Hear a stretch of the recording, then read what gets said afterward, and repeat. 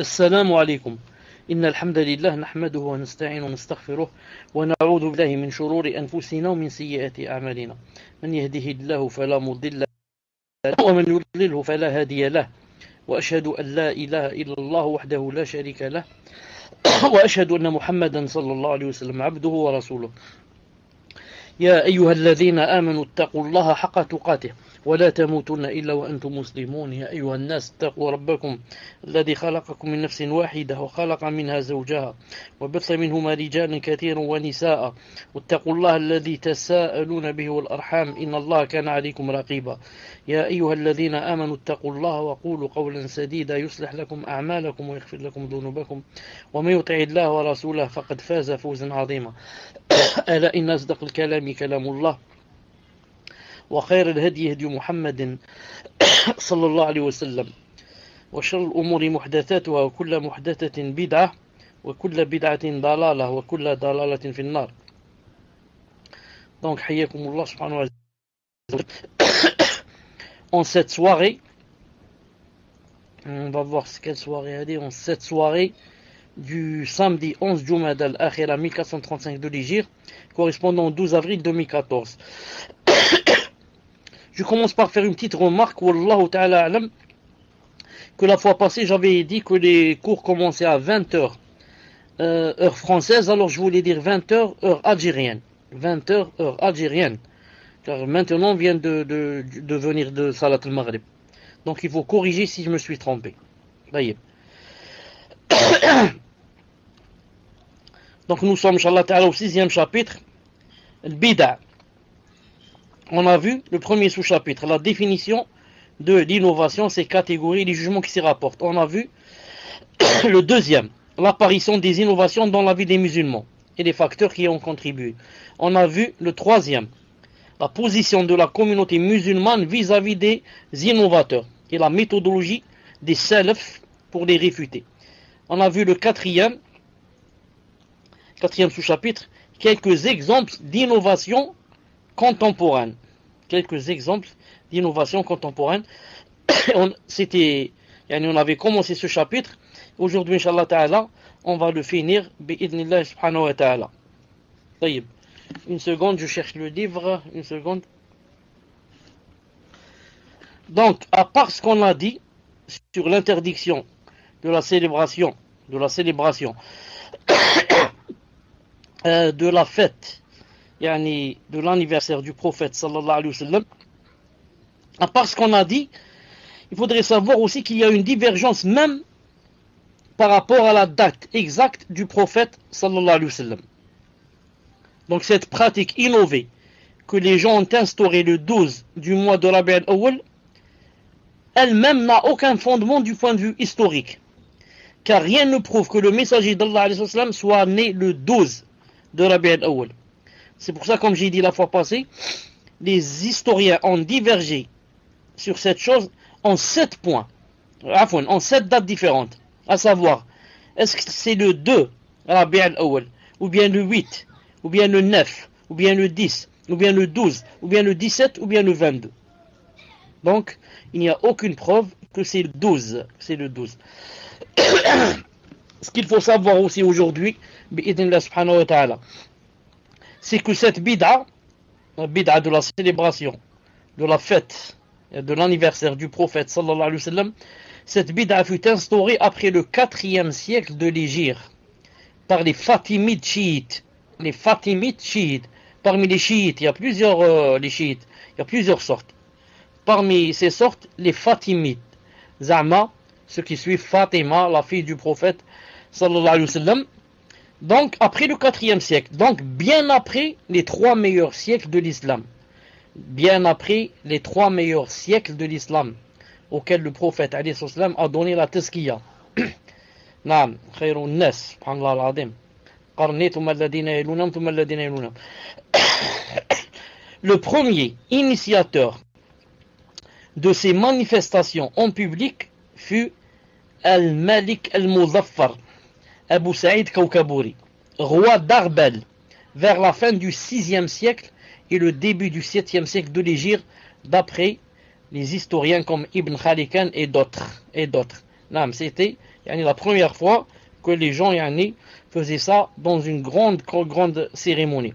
Abu Shama, rahimahullah, a dit, le premier à l'avoir célébré, c'est-à-dire l'anniversaire du prophète le Mawlid, fut Cheikh Omar ibn Muhammad al-Mulla, l'un des célèbres hommes pieux. C'est son initiative qui fut perpétuée par le roi d'Arbel et d'autres. D'ailleurs, le Hafid ibn Kathir, a dit dans son livre Al-Bidaya al-Nihaya, tome 13, page 137, à propos de la biographie de Abu Saïd Kawkabouri, cet homme pieux. Donc, il a dit, à propos de sa biographie, il a dit, il organisait une grande cérémonie au mois de Rabi'a, à l'occasion de la naissance du prophète sallallahu alayhi wa sallam. Et le Best rahimahullah a dit, un des participants à l'une des cérémonies organisées par le Mudaffar m'a raconté que ce dernier faisait étaler sur une nappe 5000 moutons, 5000 moutons, méchoui, 10 000 poulets, 100 000 coupes à crème. Il organisait un concert religieux pour les soufis et dansait avec eux du début de l'après-midi jusqu'à l'aube. Et dans Wafayat al-Ayan de Ibn Khalikan, tome 3, page 247, il a dit, dès le début du mois de Safar, il se mettait à donner la plus belle décoration aux dômes. Sous chaque coupole se tenait un groupe de musiciens. Pendant cette période, les gens chômaient et n'avaient d'autre occupation que de venir regarder les fêtards et tourner autour d'eux. 2 jours avant le Mawlid, le roi emmenait un nombre de chameaux, de bœufs et de moutons qui défiaient la description, et les faisait accompagner de tambours, de chants et d'actes de divertissement, et faisait progresser le cortège jusqu'à la place publique. Dans la nuit de la cérémonie, il organisait un concert religieux à la citadelle après la prière du Maghrib. La genèse de la célébration de l'anniversaire de la naissance du prophète sallallahu alayhi wa sallam.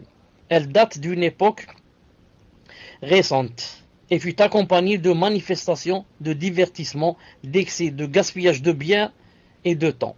Le tout fondé sur une innovation qu'aucun argument tiré de la révélation d'Allah Azza wa Jalla ne peut soutenir. Il convient donc aux musulmans de s'employer à faire vivre les pratiques enseignées par la Sunna et à faire disparaître les innovations et de n'engager aucune action avant de connaître le jugement d'Allah Azza wa Jal à son propos. Taïeb, fais saute. Donc maintenant on a vu quand est-ce que ça a commencé, au 4e siècle par les Fatimides, les chiites, et que jamais le prophète ni les sahaba, ni les tabi'in, ni leurs enfants n'ont fêté l'anniversaire du prophète sallallahu alayhi wa sallam. Maintenant on va parler un peu des preuves de son interdiction. Des preuves de son interdiction. Une seconde.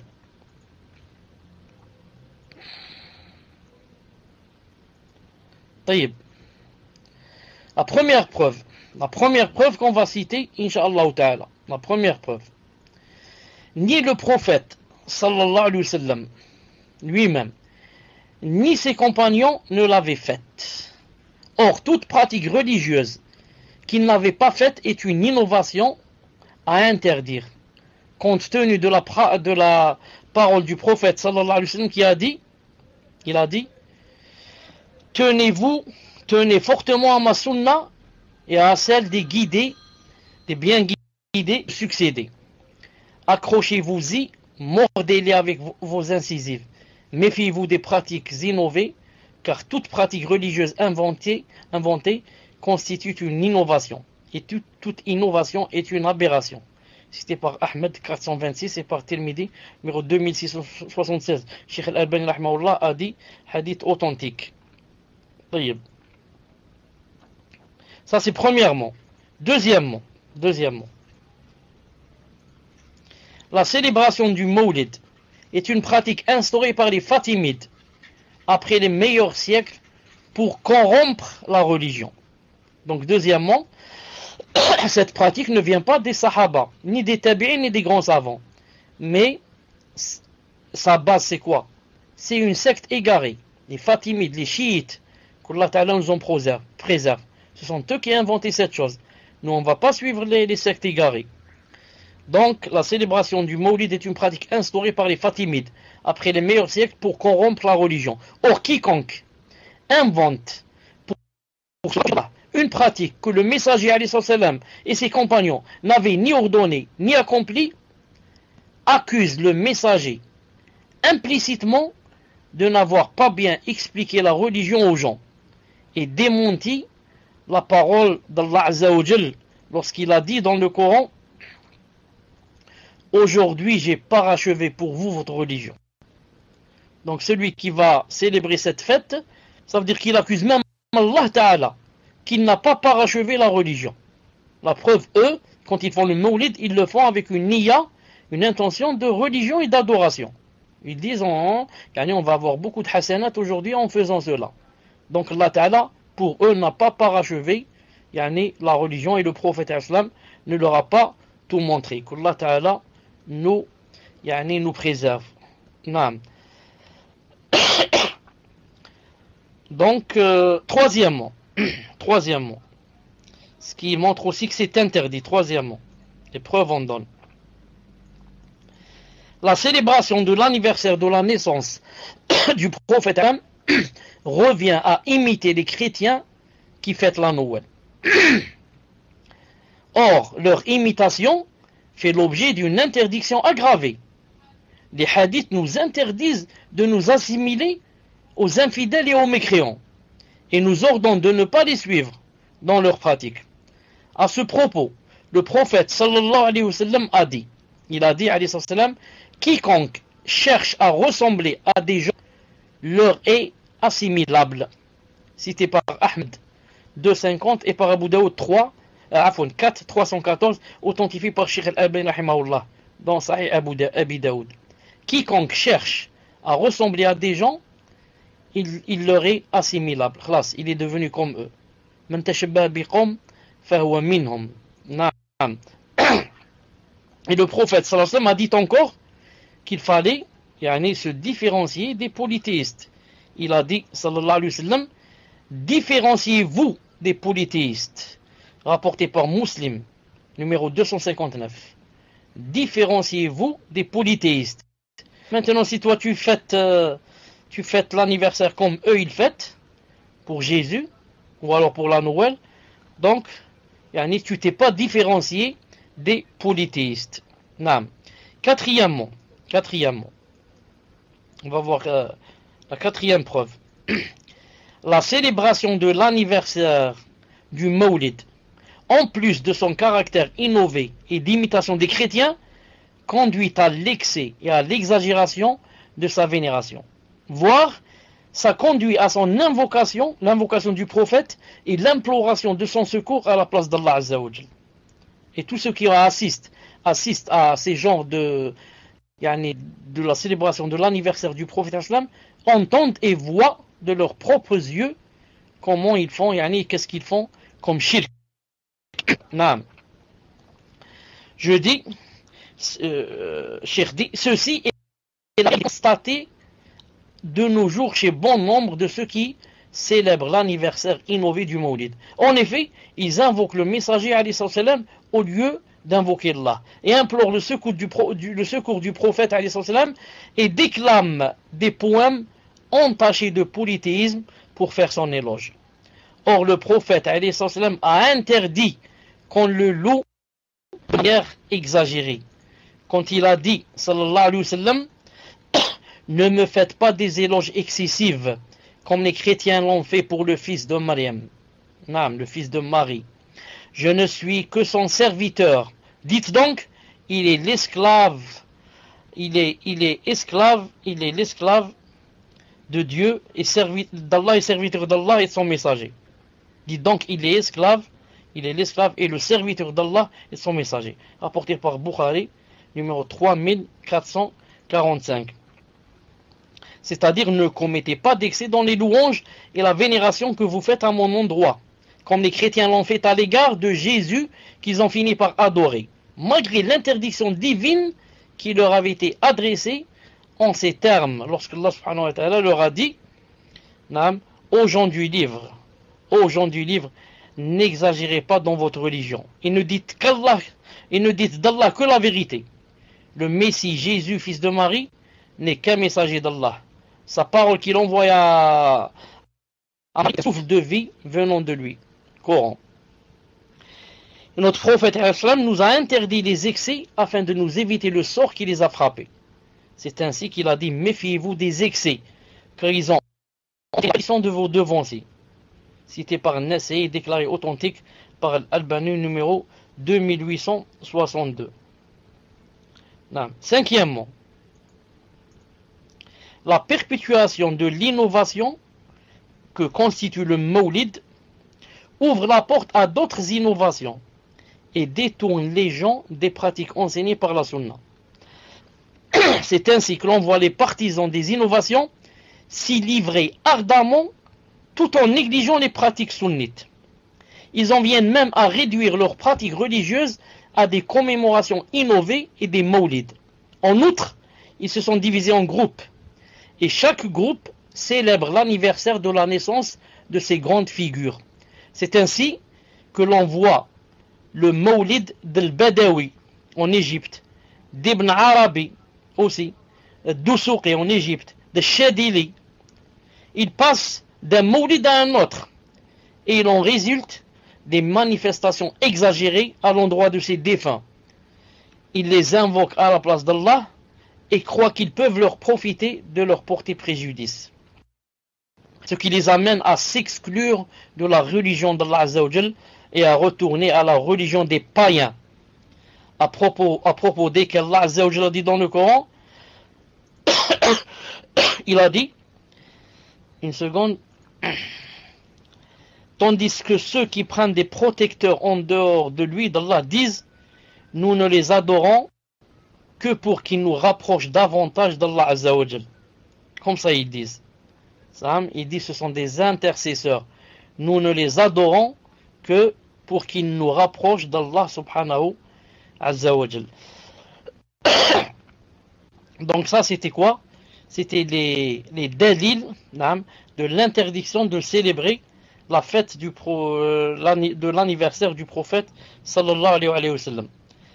Bien sûr, maintenant, ça ne suffit pas de donner seulement les dalils de l'interdiction.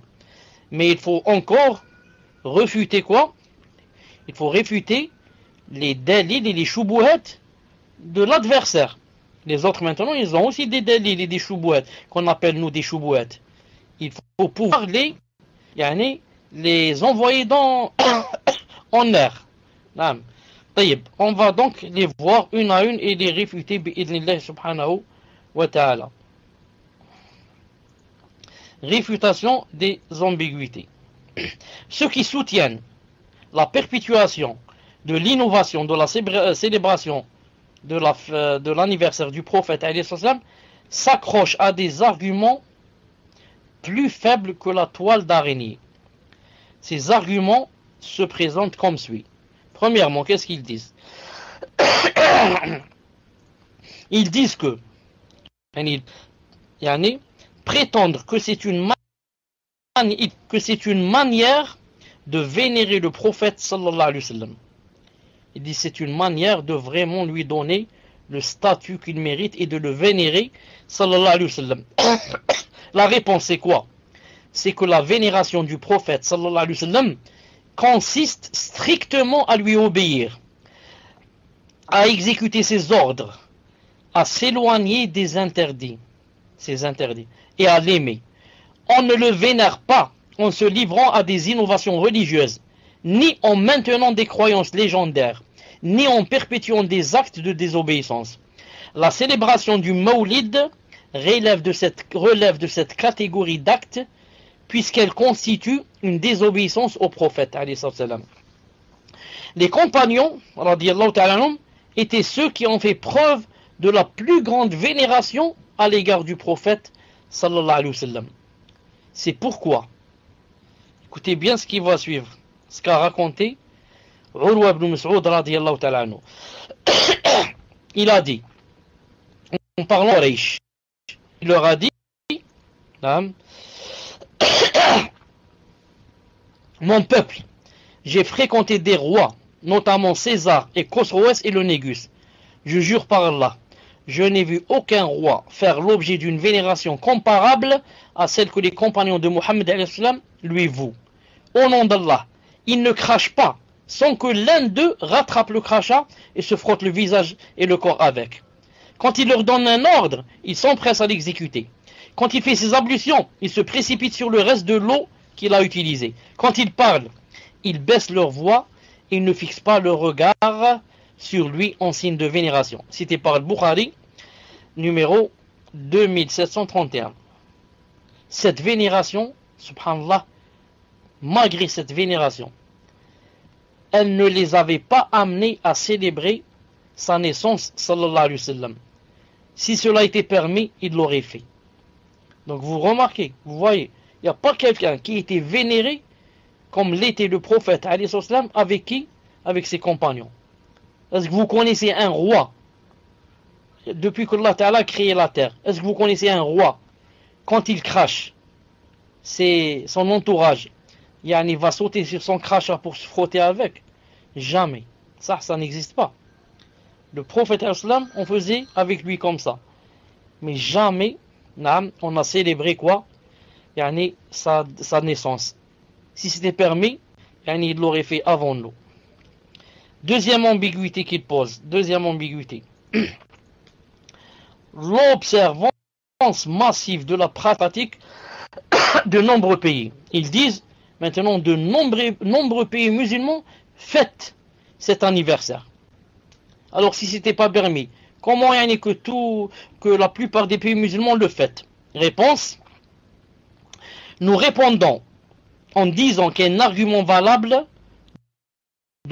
sur ce qui a été rapporté par le messager sallallahu alayhi wa sallam.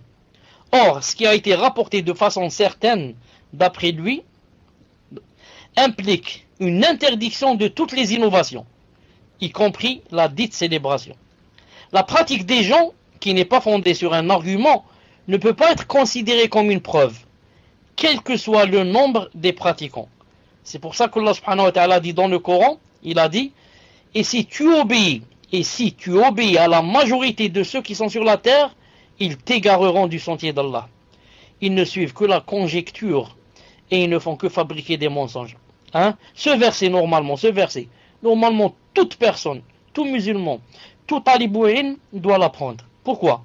Car quand tu parles avec des gens toujours ils te disent, dans n'importe quel domaine, ils te disent: ouais, mais la plupart des gens font telle chose, la plupart des gens disent telle chose. Tu lui dis: écoute, nous, notre dîne repose sur le Coran et la Sunna, pas sur ce que pensent ou font la plupart des gens. Pire que cela, et tu lui cites le verset. Tu lui cites Allah Ta'ala pour celui qui suit la plupart des gens. Et si tu obéis à la plupart des gens, la majorité de ceux qui sont sur la terre, alors qu'est-ce qu'ils vont t'égarer du sentier d'Allah. Donc, dire que la plupart des gens font telle chose ne suffit pas. Au contraire, c'est peut-être un égarement d'après le Coran. Non. Donc c'est une preuve que tout le monde normalement devrait apprendre. Par ailleurs, alhamdoulilah, on trouve à chaque époque des gens qui s'opposent à cette pratique et on démontre la fausseté. Aussi, l'attitude de ceux qui la perpétuent en dépit de leur réalité qui leur a été expliquée ne peut-elle pas servir de preuve. Parmi ceux qui se sont opposés à la célébration du Mawlid figure Cheikh al-Islam Ibn Taymiyyah, on l'a cité, dans Iqtida Sirat Mustaqim, Shatibi, dans l'Ihtisam, Ibn al-Hajj, dans le Madkhal, Cheikh Tajuddin Ali, Ibn Omar al-Lukhmi, Rachid Rida et d'autres. Tout cela ont dit que c'était une bid'a. Ils ont une autre shubha, la troisième. Ils disent: la célébration du Mawlid est une manière d'évoquer le souvenir du prophète sallallahu alayhi wa sallam. C'est une manière de ne pas oublier le prophète sallallahu alayhi wa sallam. Réponse: on dit que le musulman, le vrai, celui qui aime le prophète sallallahu alayhi wa sallam, se souvient constamment de lui. C'est le cas chaque fois que son nom est mentionné dans l'appel à la prière, l'adhan. et dans l'annonce de l'imminence du début de la salat, iqama, dans les sermons. C'est encore le cas chaque fois que le musulman prononce les deux attestations, à la suite des ablutions, et dans le cadre des prières, et à chaque fois qu'il prie pour le prophète sallallahu alayhi wa sallam, dans ses prières canoniques, ou après la mention de son nom. En outre, chaque fois que le musulman accomplit une bonne action instituée par le messager alayhi wa sallam, il se souvient de lui. Et celui-ci reçoit pour l'action une récompense à celle donnée à son auteur. Aussi, le musulman ne cesse-t-il pas d'évoquer le souvenir du prophète sallallahu alayhi wa sallam et établit un lien spirituel avec lui nuit et jour grâce à la pratique de son enseignement.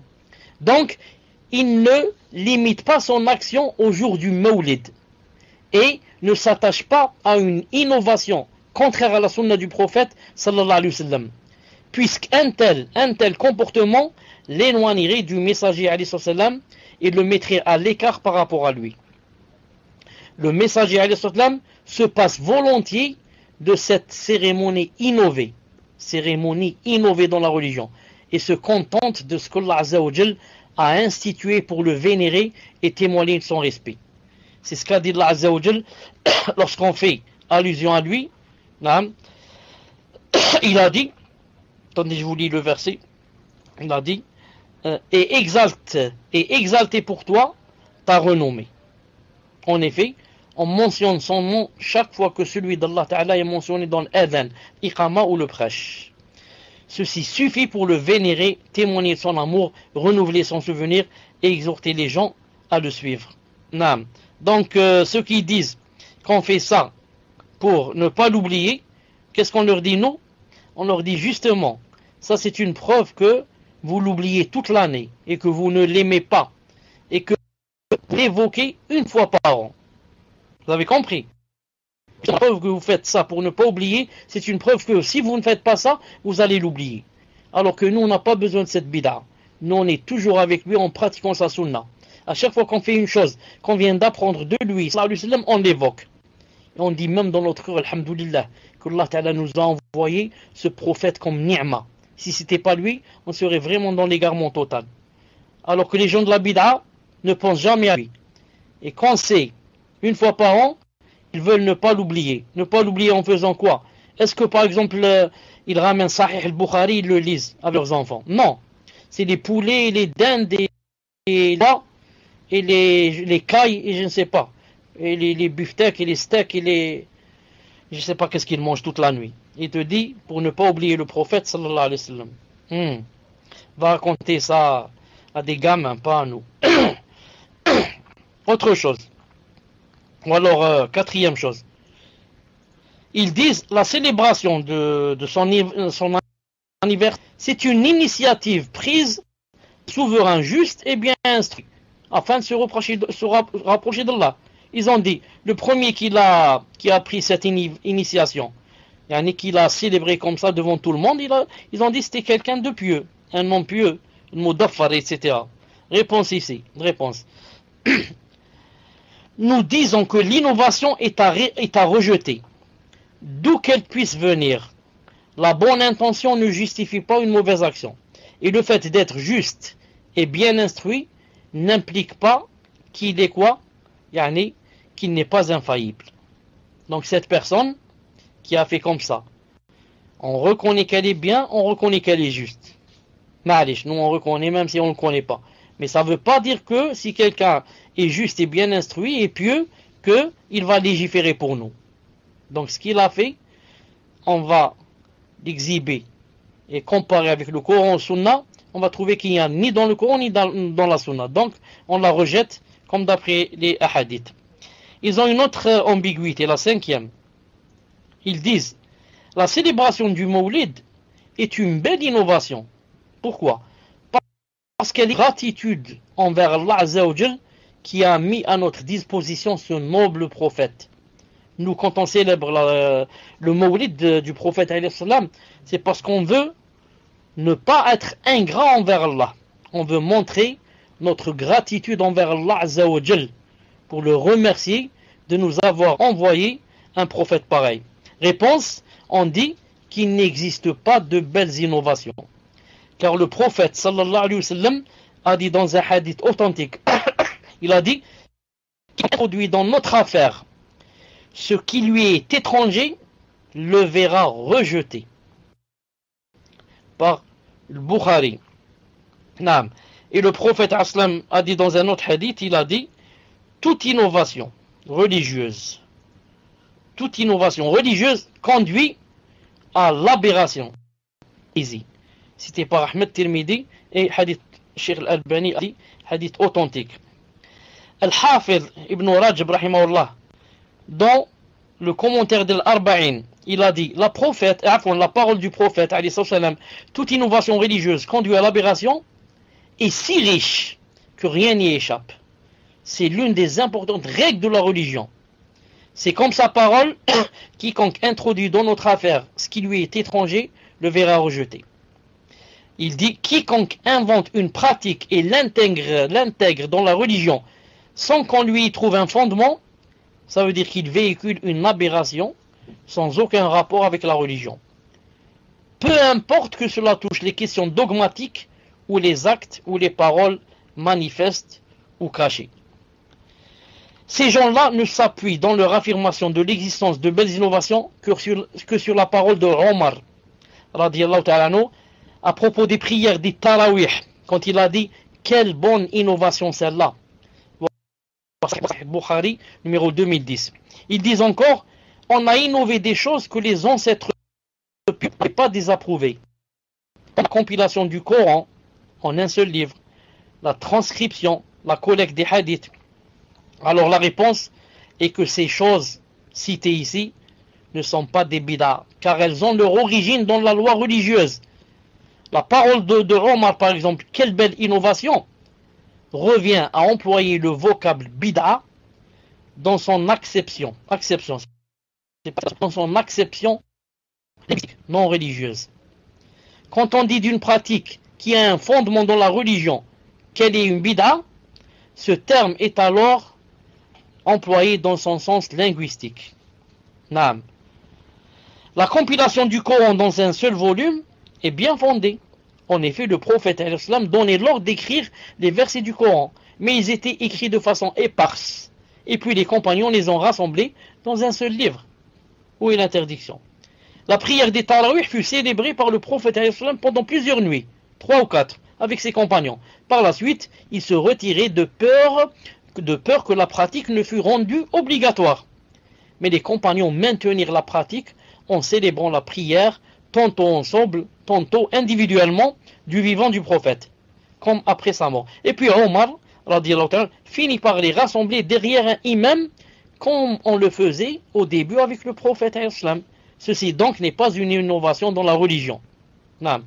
Il en est de même pour la transcription du hadith, qui a aussi son origine dans la religion, car le prophète avait ordonné l'ordre de transcrire des hadiths à des compagnons qui le lui avaient demandé. Donc du vivant du prophète, il craignait que la transcription du hadith n'entraînât sa confusion avec le Coran. Mais après la mort du prophète, cette confusion n'était plus possible, parce que le Coran était complet et bien maîtrisé avant la mort du prophète. Dès lors, les musulmans se mirent à transcrire la sunna pour la préserver. Puisse Allah Azza wa Jalla les récompenser par le bien au nom de l'islam, puisqu'ils ont bien protégé le livre de leur maître et la sunna de leur prophète contre la perte et la manipulation. Sixièmement, qu'est-ce qu'ils disent? Je crois que c'est la dernière, Wallahu alam. Qu'est-ce qu'ils disent? Ils disent la commémoration de la naissance du prophète traduit l'amour que l'on a pour lui. Mieux, elle en compte un aspect. Et il est légitime de manifester son amour pour le prophète sallallahu alayhi wa sallam. Nous répondons en disant qu'il n'y a aucun doute que tout musulman doit aimer le prophète sallallahu alayhi wa sallam plus qu'il n'aime sa propre personne, ses enfants, ses parents et tous les hommes. Puissent mes pères et mères soient sacrifiés pour le défendre, comme a dit Cheikh Fawzan hafidallahu ta'ala. Mais cela ne signifie point qu'il nous est permis d'inventer des pratiques qu'il n'a pas instituées pour nous. L'aimer, c'est quoi? C'est lui obéir et le suivre, car c'est là que réside la plus importante manifestation d'amour. C'est à ce propos qu'on dit, si ton amour pour lui était vrai, tu lui obéirais. Certes, l'amoureux obéit à celui qu'il aime. Aimer le prophète implique la mise en pratique de sa sunna, sa rigoureuse conservation et l'abandon de tous les actes et paroles qui lui sont contraires. Il est donc indubitable que tout ce qui est contraire à sa sunna constitue une innovation condamnable et une désobéissance évidente. C'est le cas de la célébration du Mawlid et des autres innovations. La bonne intention ne justifie pas l'introduction dans la religion. En effet, la religion repose sur deux bases, la sincérité et la conformité. À ce propos, Allah Azza wa Jal a dit dans le Coran, il a dit, Al-Baqarah 112, mais quiconque soumet à Allah tout en faisant le bien, la rétribution de son Seigneur, pour eux nulle crainte et ils ne seront point attristés. Donc, celui qui veut quoi? Celui qui veut avoir la rétribution auprès de son Seigneur et nulle crainte et qui ne sera point insisté, qu'est-ce qu'il lui faut? Deux choses. C'est quoi? Le début du verset. Quiconque soumet à Allah être, tu soumets à Allah ton être, tout en faisant le bien. Deux choses. Soumettre à Allah son être, c'est sincérité. Tu es sincère avec Allah. Tu soumets même ton cœur et tes intentions. Tout pour Allah. Et la deuxième, tout en faisant le bien. Faire le bien, c'est suivre la sunna. Est-ce que quelqu'un qui fait les bid'a fait le bien? Est-ce que quelqu'un qui suit autre que le prophète dans la charia, est-ce qu'il a fait le bien? C'est pas possible. Donc, Allah Ta'ala a résumé ici les deux conditions qu'il faut pour que nos actes soient acceptés et pour qu'on soit rétribué de la meilleure façon. Soumise à Allah complète, c'est la sincérité, en faisant le bien. Le bien c'est quoi? C'est suivre la sunna du prophète sallallahu alayhi wa sallam. Il a cité ça, si vous vous rappelez aussi, dans Sourate Al-Kahf. Qu'est-ce qu'il a dit à la fin de Sourate Al-Kahf? قُلْ مَنْ كَانَ يَرْجُو لِقَاءَ. Vous connaissez tous Sourate Al-Kahf, ça? قُلْ مَنْ كَانَ يَرْجُو لِقَاءَ رَبِّهِ فَلْيَعْمَلْ عَمَلًا صَالِحًا وَلَا يُشْرِكْ بِعِبَادَةِ رَبِّهِ أَحَدًا. Regardez ce verset. Une seconde, je vais vous le trouver en français. قُلْ مَنْ كَانَ يَرْجُو لِقَاءَ رَبِّهِ فَلْيَعْمَلْ عَمَلًا صَالِحًا. Une seconde. لِقَاءَ رَبِّهِ. Regardez ce qu'il a dit.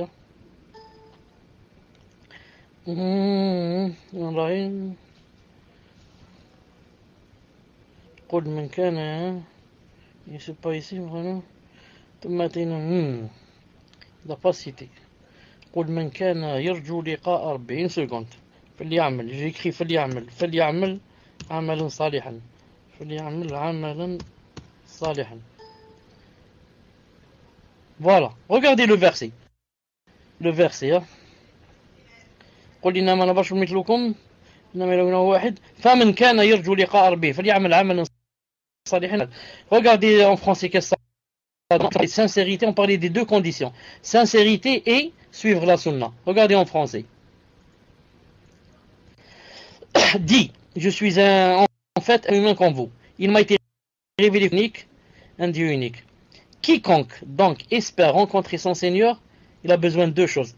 Qu'il fasse de bonnes actions, suivre la sunna, et qu'il n'associe dans son adoration aucun à son Seigneur. La sincérité. Vous avez remarqué les deux conditions. Ici, il a commencé par la sunna. Quiconque donc espère rencontrer son Seigneur, qu'il fasse deux choses, de bonnes actions. Les bonnes actions, c'est la sunna, il n'y a pas autre chose. Sharia.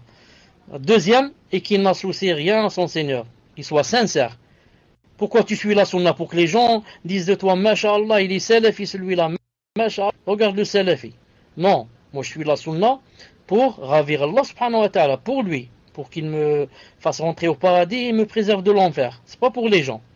Donc il faut suivre la sunna et la sincérité. On revient, inshallah ta'ala, là où on était. طيب.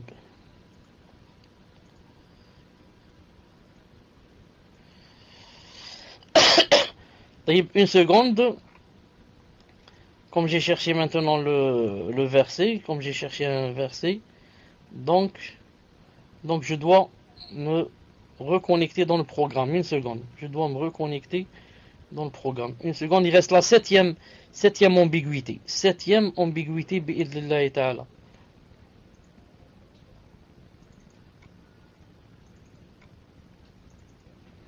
Septième et dernière.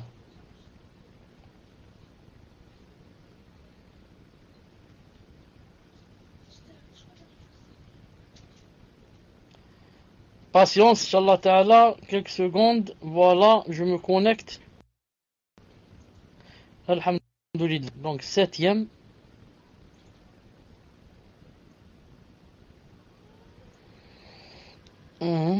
Sixième. Ils ont dit, la célébration du Mawlid s'accompagne de la lecture de la... Ce qui incite les gens à le suivre, à l'imiter, à le suivre. Donc, alhamdoulilah, nous on va célébrer le Mawlid. Pourquoi? Parce qu'on va lire la biographie du messager, alayhi salam. Comme ça incite les gens à l'imiter, à le suivre. Nous disons que la lecture de la biographie du messager, alayhi salam, est exigée de tout musulman tout le long de l'année et durant toute sa vie. Quant à limiter cette lecture à un jour déterminé sans une preuve, c'est une innovation. On a vu la fois passer les innovations. Fixer un jour précis pour lire telle chose précisément en vue d'avoir des récompenses. Quant à limiter cette lecture à un jour déterminé sans une preuve, c'est une innovation. Or, toute innovation est une aberration, comme l'a cité tout à l'heure. En somme, la commémoration de la naissance du prophète constitue, sous toutes ses formes, une innovation répréhensible. Les musulmans doivent l'interdire et en faire autant pour toutes les autres innovations et s'employer à la revivification des pratiques prophétiques et à leur maintien. Il ne faut pas se laisser tromper par ceux qui propagent cette innovation et la défendent. De tels hommes doivent être imités, même s'ils constituent de la population. Il faut plutôt imiter ceux qui suivent la voie qui constitue la sunna, comme les ancêtres pieux et leurs partisans, même s'ils restent minoritaires. Car ce n'est pas à travers les hommes qui cherchent la vérité, mais c'est grâce à la connaissance de la vérité qu'on connaît les hommes de vérité. Le prophète a dit, dans un hadith authentique que vous connaissez tous, il a dit, celui qui d'entre vous vivra longtemps verra une divergence vue. Attachez-vous alors à ma sunna et à celle des califes bien guidés. Cramponnez-vous-y, mordez-les avec vos incisives. Méfiez-vous des pratiques innovées, car toute innovation conduit à l'aberration. Hadith authentique, on l'a vu plusieurs fois. Naam. Ensuite, autre chose pour terminer, dans ce noble hadith, le prophète nous a expliqué en qui nous devrions nous référer en cas de divergence. Qu'est-ce qu'il a dit en cas de divergence? Il a dit, attachez-vous à ma sunna, à celle des califes bien guidés. Attachez-vous aux Fatimides et aux chiites qui vont inventer des choses. Naam. Et quand nous examinons la célébration de la naissance du prophète islam, nous ne lui trouvons aucun fondement, ni dans la vie du messager islam, ni dans celle des califes bien guidés. Elle fait donc partie des choses innovées et des choses aberrantes. Voilà le principe que véhicule le hadith su-mentionné. C'est aussi la parole, c'est aussi le sens de la parole du Très-Haut, lorsque Allah subhanahu wa ta'ala dit dans le Coran, lorsqu'il a dit, puis, si vous vous disputez en quoi que ce soit, renvoyez-le et là à Allah et au messager. Si vous croyez en Allah et au jour dernier, ce sera bien mieux et de meilleure interprétation et aboutissement. An-Nisa 59. Si jamais on se dispute, moi je dis que c'est bid'a, toi tu dis non, c'est bien la fête de la naissance. Qu'est-ce qu'on va faire? On renvoie ça au Coran et à la sunna du prophète. Il y a dans le Coran qu'on doit faire l'anniversaire du prophète, il n'y a pas. Est-ce qu'il y a dans la sunna? Il n'y a pas. Est-ce qu'il y a dans la sira, l'autobiographie des califes bien guidés? Il n'y a pas. Est-ce qu'il y a dans les 4 grands rites? Il n'y a pas. Et alors? C'est venu d'où? C'est venu des Fatimides, des chiites. Et alors? C'est pas clair. il n'y a pas plus clair que cela. Cheikh Fawzan dit, se référer à Allah Azza wa Jal, c'est retourner à son noble livre. Se référer au messager, c'est retourner à sa sunna après sa mort. Livre et sunna constituent les seules références en cas de dispute. Où est donc la preuve liée au livre ou à la sunna qui permet de soutenir la légitimité de la célébration de la naissance du prophète sallallahu alayhi wa sallam? Voilà, Inch'Allah ta'ala. En même temps, ça tombe bien parce que le mot vient Isha. Subhanak Allahumma bihamdik. Ashhadu an la ilaha illa ant. Astaghfiruka wa atubu ilayk. Assalamu alaikum wa rahmatullahi wa barakatuh. J'espère que quand je viendrai de Salat al-Isha, je trouve les questions prêtes, Inch'Allah. Salam alaikum. Donc je suis prêt, Inch'Allah ta'ala, pour commencer. Si vous êtes prêt, Inch'Allah ta'ala. Bismillah ar-Rahman ar-Rahim. Alhamdulillahi Rabbil Alamin. Wa salatu wa salam ala nabiyina Muhammad wa ala alihi wa sahbihi ajma'in. Assalamu alaikum wa rahmatullahi wa barakatuh. Et cher, donc je vous pose la première question, sans plus attendre. Question d'un frère, si vous m'entendez, cher.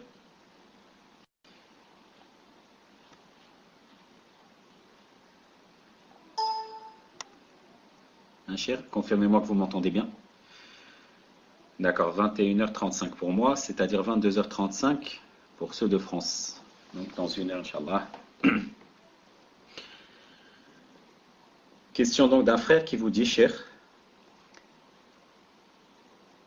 Ma question concerne l'innovation.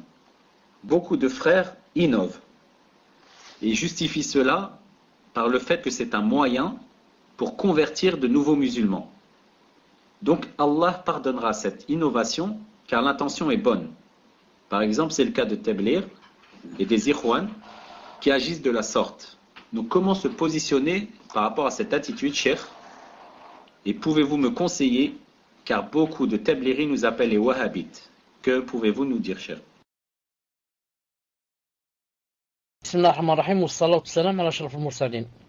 Cette question comporte deux parties. La première il dit que ils prennent comme moyen des innovations et disent que la pardon, ça, ce sont eux qui le disent. Ce sont eux qui ont dit que Allah pardonne. Mais il n'y a pas dans le Coran que Allah Ta'ala dit je pardonne, ni dans la Sunna qu'il a dit que je pardonne à une innovation.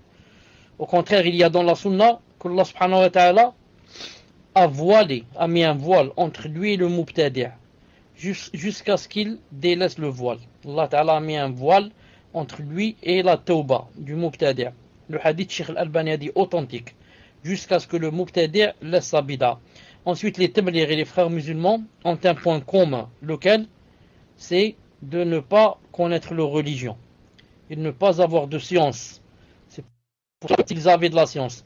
Ils vont à la Sunna et voyez et vont voir comment faisait le prophète alayhi salam. Pourquoi donc ils vont à la bida? C'est qu'ils ne connaissent pas la Sunna. S'ils la connaissaient, sûrement qu'ils trouveraient les moyens légiférés par le prophète sallallahu alayhi wa sallam. Ensuite, les Tabligh et les ont un autre point commun. Pour eux, la fin justifie les moyens. Ils travaillent avec cette règle machiavélique de Machiavel qui dit que la fin justifie les moyens. Tant que la fin est bonne, tu veux faire la da'wah, les moyens sont bons. C'est pour cela que les Tabligh et les frères musulmans permettent par exemple de rentrer dans un bar et de faire la da'wah. Permettent de s'asseoir avec des femmes et de leur tendre la main. Tu le tends la main, l'âme, et pourquoi? Pour ne pas la faire fuir. Et tu lui fais da'wah. Il te dit c'est permis.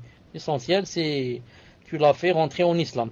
Al-Muhim. Ça c'est la première partie.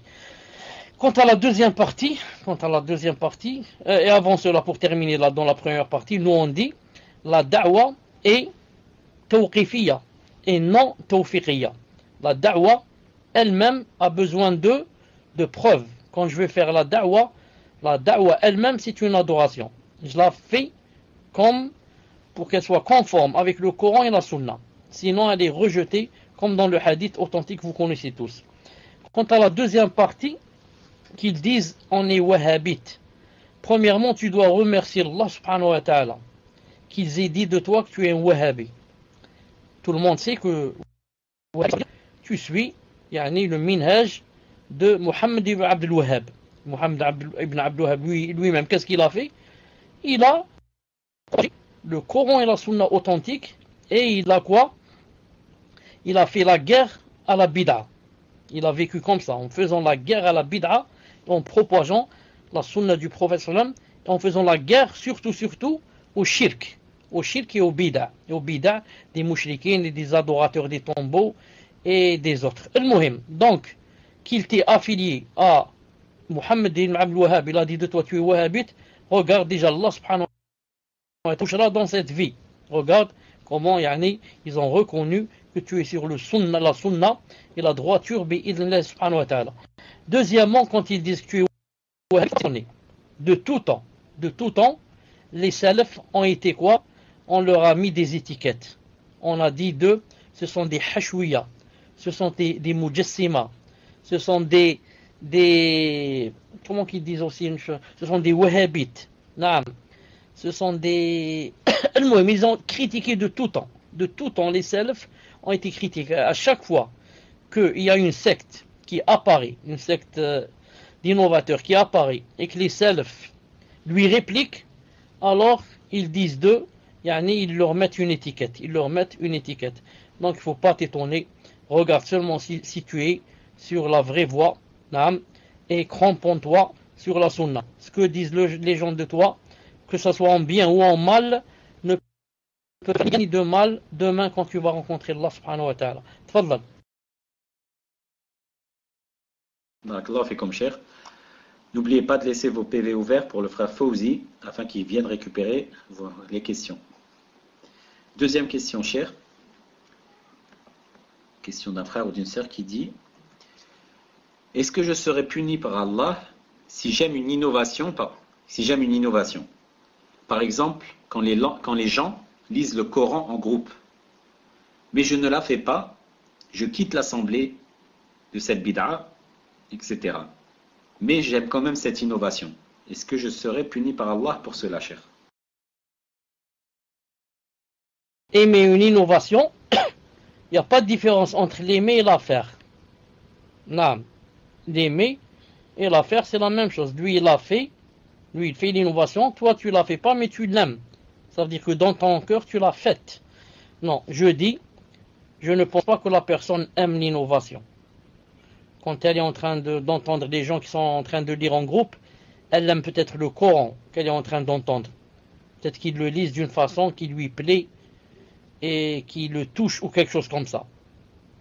Sinon, aimer l'innovation, ça veut dire j'aime que ces gens continuent dans cette chose et qu'ils propagent cette chose et que tout le monde soit ainsi et que tout le monde dans toutes les mosquées, j'aime qu'ils commencent à dire comme ça en groupe. Si c'est comme ça, ça veut dire que tu aimes l'innovation. Mais je ne crois pas que ça soit ça, ton intention. Wallahu ta'ala alam. Sinon, aimer une innovation, c'est comme si on la faisait. Il n'y a pas de différence. Tfaddal. Est-ce que vous m'avez entendu, Ibn Muhammad? Est-ce que vous avez entendu la réponse? Alhamdulillah. Ensuite, pourquoi aimer, c'est interdit? Et c'est comme si tu l'avais faite. Pourquoi? Pas l'innovation. Ça veut dire tu ne peux plus critiquer l'innovation. C'est vrai ou pas? Quand toi tu aimes une chose, est-ce que tu veux qu'on la critique? Tu veux pas, parce que tu l'aimes.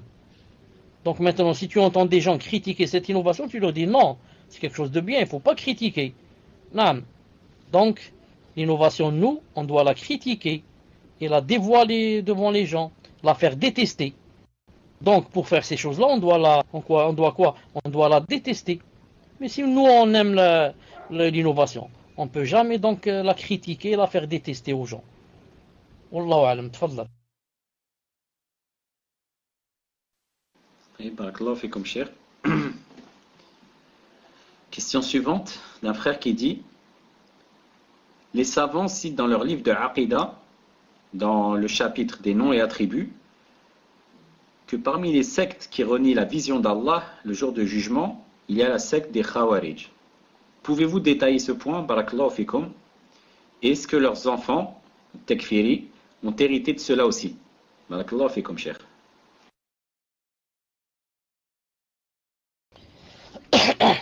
j'ai entendu une partie de la question, là où tu as dit que parmi les sectes égarées ou quelque chose comme ça, tu as dit il y a les sectes qui, c'est pas ignorent, qui, tu as employé un verbe, j'ai oublié, et un ni, qui renie la vision d'Allah yawm al-qiyamah. Ensuite, je n'ai pas entendu. Si c'est possible de répéter la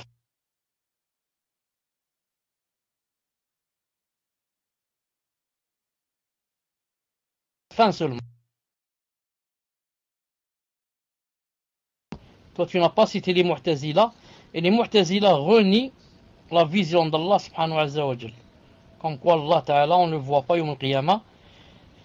Et comme disent certains savants, on a peur pour celui qui dit qu'Allah ta'ala, on ne voit pas yawm al-qiyamah, que Allah ta'ala se cache de cette personne et ne se fait pas voir en punition, en guise de punition.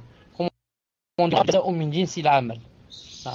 donc il est possible que Allah ta'ala ne se montrera pas yawm al-qiyamah pour les Khawarij et les Mu'tazila, pour les punir, pour leur dire, ah bon, vous avez dit que on ne me voit pas yawm al-qiyamah, alors vous n'allez pas me voir. Et s'ils ne vont pas le voir, c'est vraiment grave. Allah ta'ala nous préserve de cette bid'a. Quant au takfiri de maintenant, le takfiri, personnellement, je n'ai pas discuté avec eux sur cette chose, car le takfiri, pour penser à cette chose, ou voir si cette chose existe ou n'existe pas. Le takfiri, son but, c'est de savoir combien de musulmans sont devenus kuffar pendant la journée. Combien de musulmans il est arrivé à les faire sortir de l'islam. C'est ça son but, c'est tout. Ce n'est même pas son but, le contraire. Le prophète et les salaf salah, c'était quoi leur but?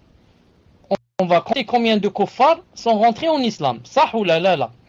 Tu fais voilà, tu fais des calculs et tu dis ça fait un an que j'habite par exemple à Lyon, ça fait un an que j'habite à Lyon, ça fait un an que alhamdoulilah j'habite et je suis sur la sunna et salaf etc. Je vais compter pendant une année combien de reconvertis Allah Ta'ala a fait rentrer en islam par mon biais, et tu es content. Eux c'est le contraire. Chaque jour ils comptent combien de musulmans ils les ont fait sortir de l'islam. Mais nous, qu'est-ce qu'on dit? On dit alhamdulillah, que le fait de sortir de l'islam ne dépend pas des gens. Alhamdulillah, que le takfiri, quand il dit que telle personne, tel musulman est sorti de l'islam, que ce n'est pas cette personne qui est sortie, mais il y a de fortes chances que ça soit le takfiri qui soit sorti de l'islam. S'il remplit les conditions, il n'a pas d'empêchement, comme disait le Sunna. Donc, il nous préserve de la secte la plus dangereuse de notre temps, la secte des takfiri et des khawarij. Naam, tfaddal. Assalamu alaikum wa rahmatullahi wa barakatuh. Donc, prochaine question.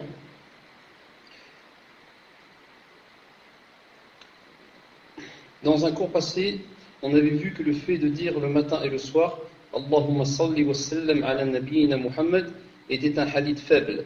Que devons-nous faire? Car dans le livre comme la citadelle du musulman ou les adhkar du Cheikh Raslan, les hadiths sont authentifiés par Cheikh Al-Albani rahimahullah. Barakallahu fik. Je n'ai pas compris cette question et je ne vois pas comment j'aurais dit que c'est interdit de faire la prière sur le prophète matin et soir, alors que ça rentre dans l'adhkar du matin et du soir. Quand on commence par ayat al-kursi, qulullah, qul a'udhu bi rabbin nas, ensuite alhamdulillah alladhi ahyana, etc. Ensuite il y a la salat du prophète. Donc je vois pas pourquoi ce serait interdit. Sûrement qu'il manque des choses, il manque des facteurs dans cette question et que la personne n'a sûrement pas bien compris. La manière, je ne sais pas ce qu'on m'a posé comme question et pourquoi j'ai dit que c'était interdit. Sur une manière et que la personne peut être fixée à un moment spécial et disait par exemple à 8 heures tous les jours, je dois par exemple dire 15 fois Allahumma salli wa sallam ala rasulullah. Par exemple, si c'est comme ça, c'est bid'a. Mais si c'est dans la adhkar le dhikr du matin et le dhikr du soir, au contraire, c'est une sunna. Ou alors si c'est mutlaqan, ça veut dire sans heure fixe, tout le temps. À chaque fois que je me rappelle, je dis Allahumma salli wa sallim ala Rasulullah. Allahumma salli ala Muhammad wa ala ali Muhammad. Et comme ça, tout le temps. Ça, ce n'est pas interdit. Donc il faut, Inch'Allah Ta'ala, revenir un peu en arrière pour voir yani, pourquoi j'ai dit cela. Tfadlal. Salam alayka, Cheikh, je pense que c'est la manière de dire le salut sur le prophète alayhi salatu wassalam. En fait, je pense qu'elle dit, par exemple, le fait de dire de cette manière-là est faible, au lieu de dire Allahumma salli ala Muhammad wa ala ali Muhammad, kama sallayta ala Ibrahim wa ala ali Ibrahim, innaka hamid majid, Allahumma barik ala Muhammad wa ala ali Muhammad, kama barakta ala Ibrahim wa ala ali Ibrahim. Donc, qu'est-ce que rapporte? C'est par rapport au fait de dire juste cette salutation de cette manière-là. Wallahu a'lam. C'est-à-dire Allahumma salli wa sallim ala nabina Muhammad. Je pense que c'était ça. Fadal, ya Cheikh. J'ai pas compris. Est-ce que tu veux dire que c'est faible de dire à Muhammad wa ala ali Muhammad kama sallayta ala Ibrahim wa ala ali Ibrahim? Est-ce que ça c'est faible? J'ai pas compris. Non. Peut-être que j'avais dit la fois passée que si quelqu'un dit Allahumma salli wa sallim ala Sayyidina Muhammad, peut-être j'ai dit que Sayyid n'existait pas. Peut-être cette chose. Tfadal. Ibn Muhammad, est-ce que tu es là? Ou la Mahmoud, est-ce que tu es là? Pour ne pas perdre de temps. Naam, Cheikh. J'essaie de passer. J'essaie de la suivante. Non, parce qu'apparemment j'ai un problème avec le câble. Donc, alhamdoulilah. Donc une sœur demande, Cheikh, c'est la 4e question. Je voudrais savoir si cette pratique fait partie des innovations. Concernant la dua de protection qu'a dite le prophète salam, à ses petits-fils, de dire cette dua à chaque fois qu'on met son enfant dans son lit pour dormir, ou à chaque fois que l'on sort de la maison. Est-ce bid'a, Cheikh? Si oui, dans quelle situation pouvons-nous la dire? Est-ce que vous voyez de quelle dua il s'agit, Cheikh?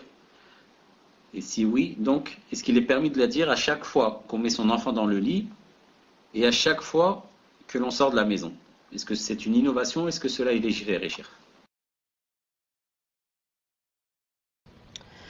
Quand tu lis les questions, Inch'Allah Ta'ala, c'est pas la peine de citer les numéros 3e, 4e, 5e, parce qu'on faisait cela quand on avait décidé de faire 20 questions. Maintenant, on fait 1 heure.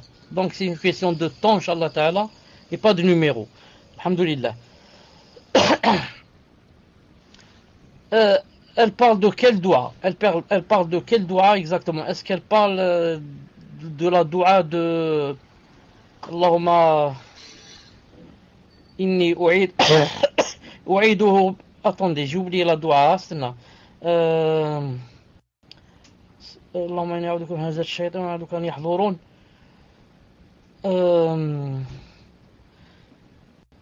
Non, j'ai la doua entre mes lèvres, mais je n'arrive pas à la dire. Une seconde. Je crois Allah que c'est la doua de où elle demandait à Allah subhanahu wa ta'ala, où il demandait à Al-Hassan et Al-Hussein qu'Allah ta'ala les préserve des shayatines et quelque chose comme ça. Je pense qu'elle parle de cette doua. Non, cette doua on l'a fait quand si on ressent par exemple que ils sont on a peur qu'ils soient touchés par quelque chose.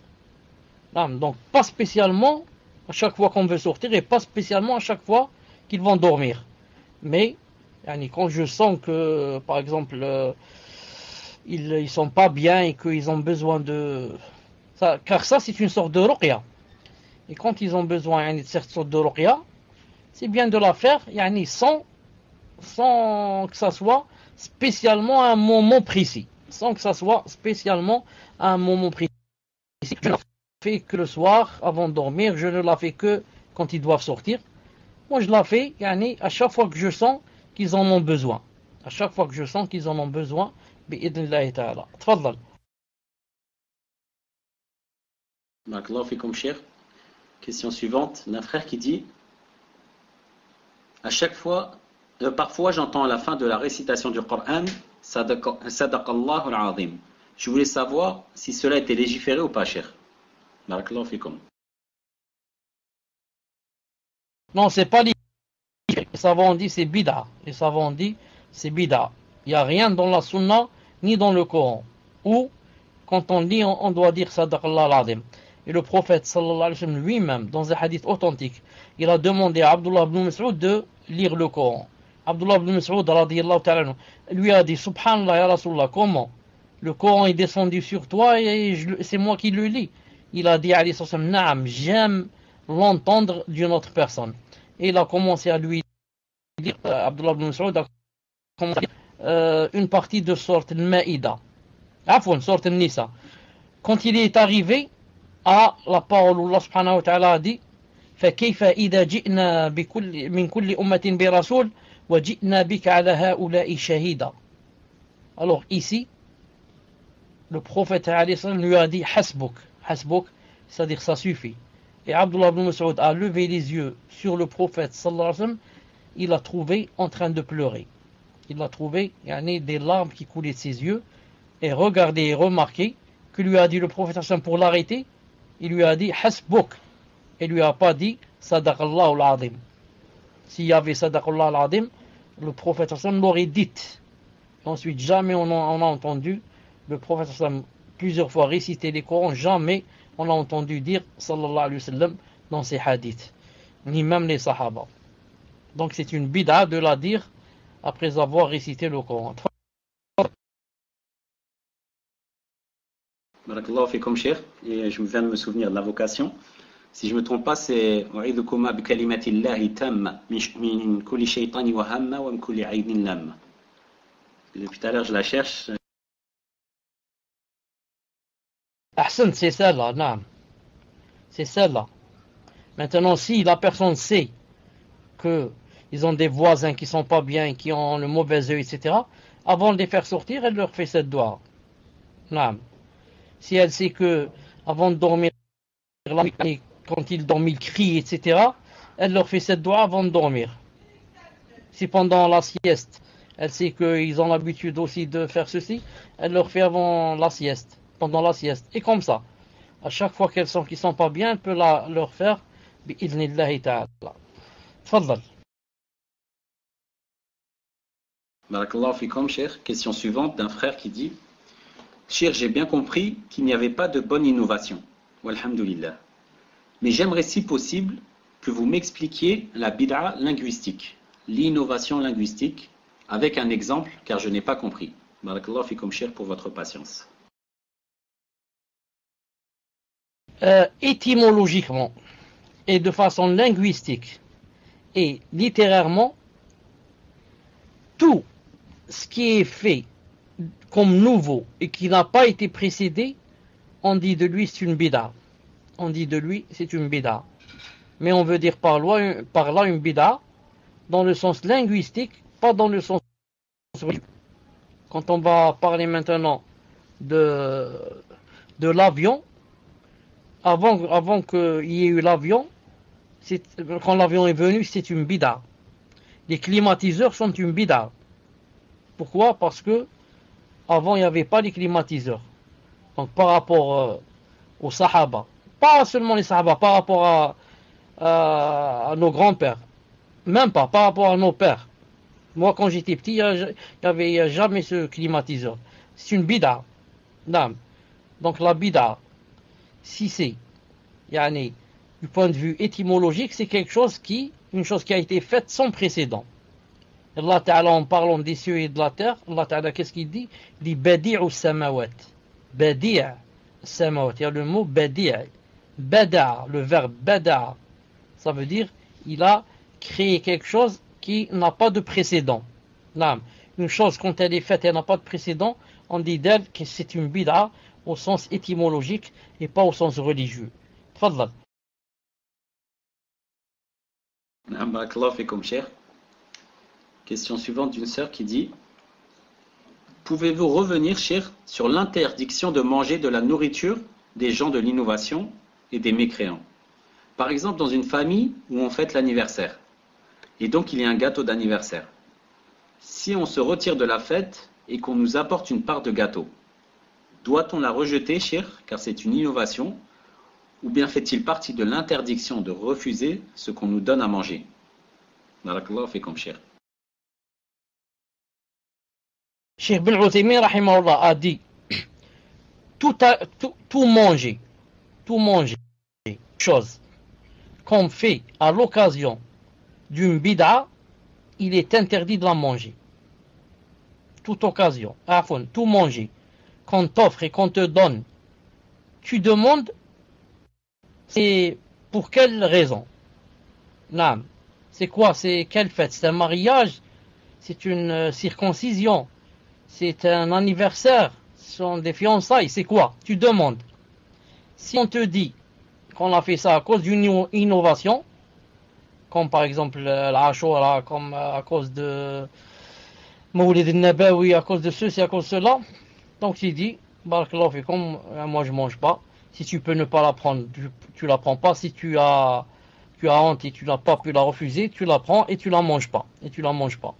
Sauf, comme j'ai cité la fois passée, comme a dit Ibn Taymiyyah, il a cité le hadith de Ali dans son livre Iqtida Sirat Mustaqim, il a dit sauf si c'est quelque chose que Allah Ta'ala a créé. Si on te donne des fraises, des bananes, des oranges, tu manges. Non, pourquoi? Parce que ça vient d'Allah subhanahu wa ta'ala. Ce ne sont pas eux qui l'ont cuisiné. Tu peux sortir au marché, aller acheter des bananes et des fraises. Mais au lieu d'aller acheter, ce sont eux qui me l'ont donné. Par contre, l'autre, ils l'ont cuisiné de leurs propres mains. Ça n'existait pas. Ils l'ont fait. Non. Donc je ne mange pas la chose qui vient de la bid'a. Non. Barakallahu fikum, cher. Question suivante d'une sœur qui dit voilà, ma famille a laissé cette pratique, walhamdulillah, mais ma tante et sa fille y tiennent à ce genre de pratique. Veuillez m'orienter vers une sunna à ce sujet.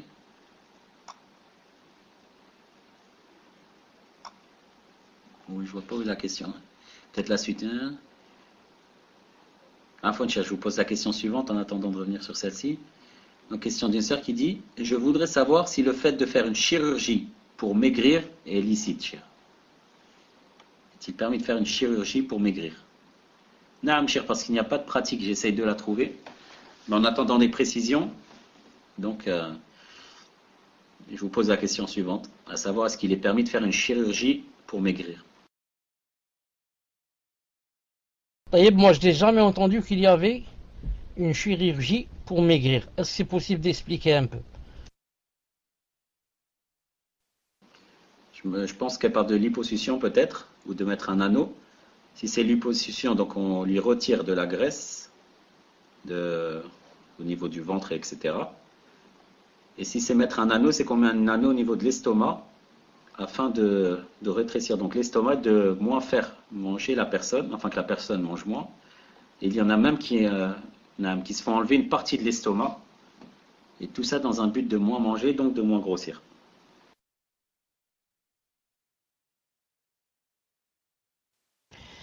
Enlever une partie de l'estomac ou mettre un anneau, ça demande, Inch'Allah Ta'ala, des recherches. Ce n'est pas une chose facile, c'est une chose qui n'a pas existé au temps du prophète, ni au temps des Sahaba, ni au temps des savants les premiers. Donc maintenant, il faudrait voir ce qu'ont dit les grands savants de notre époque dans leur fatawa ou bien l'Ajna Da'ima, le comité permanent, etc. Quant à faire une opération pour enlever la graisse, ce n'est pas interdit, Inch'Allah Ta'ala. Non. Car j'enlève la graisse à condition, j'enlève la graisse pas pour l'esthétique, mais pour pour ne pas être gros, pour ne pas avoir de maladie. Comme ça, je dois mettre dans la tête. Non, car vous savez que beaucoup de graisse, ça donne quoi? Ça donne des maladies. Quelqu'un qui est obèse, vous avez remarqué qu'il est plus sujet aux maladies que quelqu'un qui est svelte et qui est maigre. Donc moi, si je vais faire fondre la graisse, ce n'est pas pour le but d'être beau, d'être svelte, mais d'être svelte, si je puis dire, pour ne pas avoir de maladie. Bi'idnillahi ta'ala. Tfadlal. Barakallahu fikum, cher. Je reviens à la question précédente. Donc la sœur dit une sœur a dit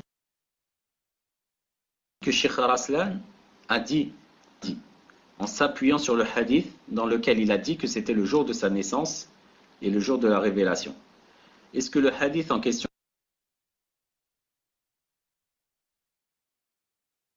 Afwan, je n'ai pas entendu ce qu'a dit Cheikh Raslan.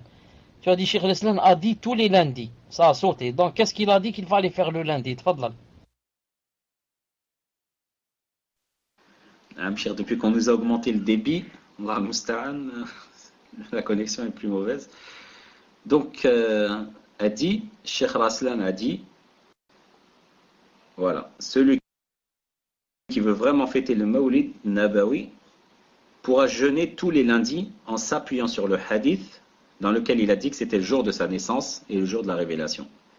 Est-ce que le hadith en question est authentique, Yachir? Est-ce que vous pouvez orienter la personne qui a dit ma famille a laissé cette pratique, alhamdoulilah, mais ma tante et sa fille y tiennent. Donc est-ce que vous pouvez m'orienter vers une sunna à ce sujet pour que je puisse en informer afin qu'ils délaissent cette pratique? Et juste avant de vous laisser le micro, je dis juste à la personne qu'elle se rende sur le site ou sur Al-Huda 30100 et qu'elle cherche le 51e cours, car Cheikh en a bien parlé. Ils ont délaissé quelle pratique? La famille a délaissé quelle pratique? J'ai pas compris. Donc de ce que j'ai compris, cher, la famille, alhamdoulilah, elle a délaissé le fait de fêter le Mawlid Nabawi. Voilà, la naissance du prophète, assalatu wassalam. Et d'autre part, une sœur dit que Cheikh Raslan a dit que celui qui veut fêter la naissance du prophète doit jeûner tous les lundis, en s'appuyant sur le hadith que vous avez commenté la dernière fois, assez largement. Et elle veut savoir en fait concernant la question du Mawlid Nabawi, est-ce que cela est légiféré ou pas, concrètement, et notamment le fait de jeûner le lundi. Le prophète sallallahu alayhi wa sallam jeûnait le jeudi aussi et a orienté sa umma pour qu'elle jeûne, si elle peut, le lundi et le jeudi et 3 jours de chaque mois. Si c'est possible, 13, 14, 15 de chaque mois arabe. Et il a dit, par rapport au lundi, il a dit, c'est le jour où je suis né.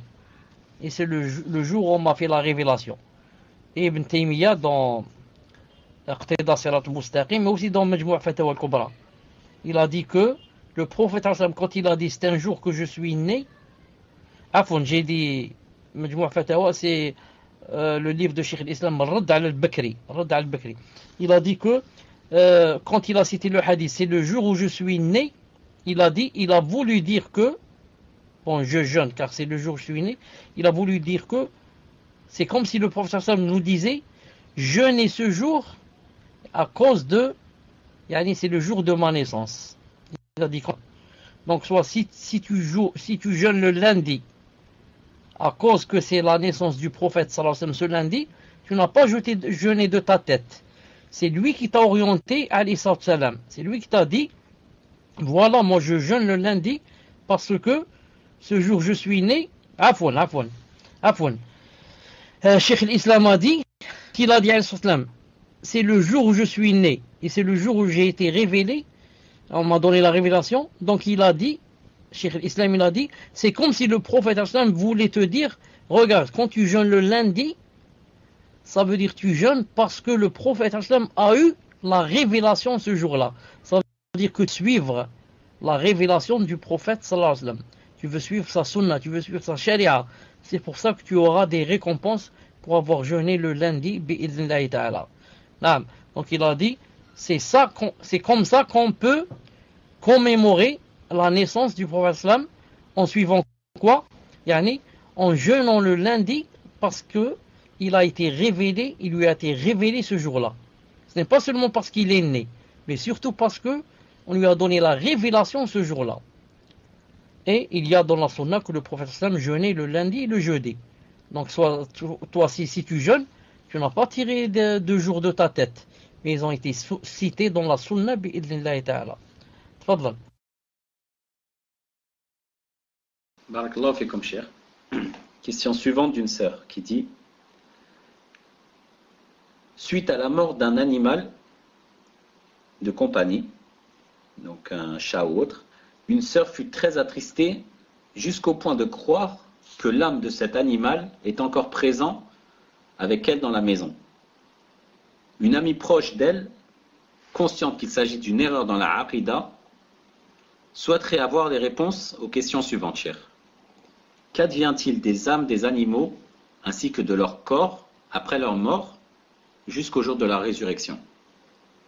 C'est-à-dire de donner les informations qui concernent l'au-delà pour les animaux. Barakallahu fikum, cher. Je ne connais personnellement rien dans la charia, ni dans la sunna, ni dans le Coran qui dit où il sera mise son âme de l'animal quand il sera mort. Par contre, ce qu'on sait dans le Coran aussi et dans la sunna, que Allah Ta'ala va ressusciter les animaux. Il a dit dans le Coran وَإِذَا الْوُحُوشُ حُشِرَتْ وَإِذَا الْوُحُوشُ حُشِرَتْ, et quand les animaux seront ressuscités. Comme ça il a dit dans le Coran. Et dans la sunna authentique, vous connaissez tous le hadith que Allah Ta'ala va ressusciter les animaux et ensuite il va ordonner aux moutons qui n'avaient pas de cordes, de frapper le cornu qu'il a frappé dans cette vie. Pourquoi? Pour montrer sa justice. Ensuite il va dire à tous les animaux, soyez quoi? Soyez de la poussière ou de la terre. Et ce jour-là, le kafir, souhaiterait qu'il soit de la terre lui aussi. Sinon, entre la mort et le jour de la résurrection, où sera l'âme de l'animal? Allah subhanahu wa ta'ala alam. Sûrement c'est sûr qu'elle sera sous la surveillance d'Allah subhanahu wa ta'ala. Mais où exactement? Allah subhanahu wa ta'ala alam. تفضل. Barakallahu fikum, cher. Question suivante d'un frère qui dit: quand on lit un verset du Coran en français où il y a une prosternation, doit-on se prosterner quand même? Et la femme doit-elle se voiler ou non pour la prosternation de la lecture du Coran, cher?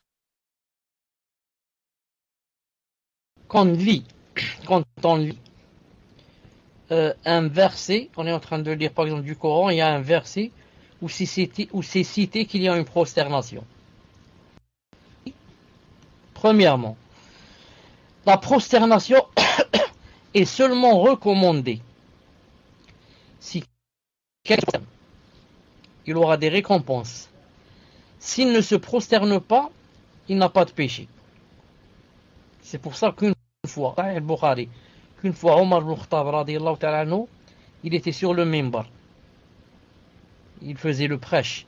Il a lu quoi? Un verset où il y avait une prosternation. Il est descendu du minbar et s'est prosterné. Et toutes les personnes qui étaient présentes dans la mosquée, les sahaba, se sont prosternés avec lui. Et il est remonté sur le minbar et a continué le prêche. L'autre vendredi d'après, il est monté sur le minbar pour faire le prêche.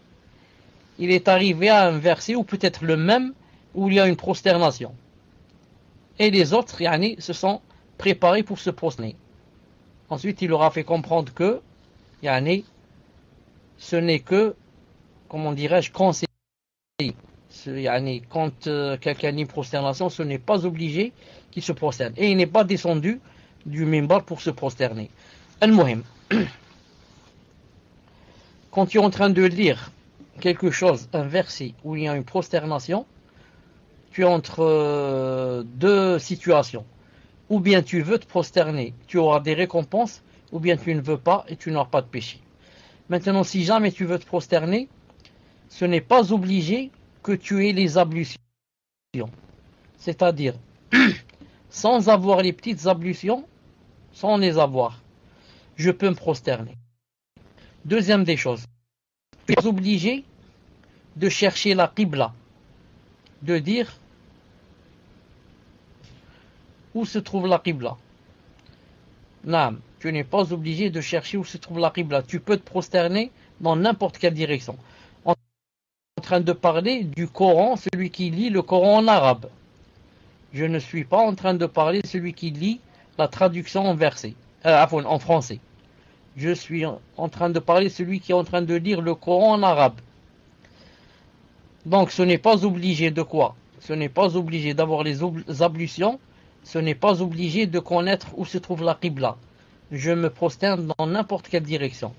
Et ce n'est pas obligé, si je suis une femme, de mettre quelque chose sur la tête. Je peux me prosterner tout en montrant mes cheveux, sans que mes cheveux ne soient cachés.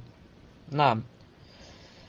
Reste, est-ce qu'on doit dire le takbir ou pas? Certains on dit le takbir, Allahu Akbar, et on fait prosternation.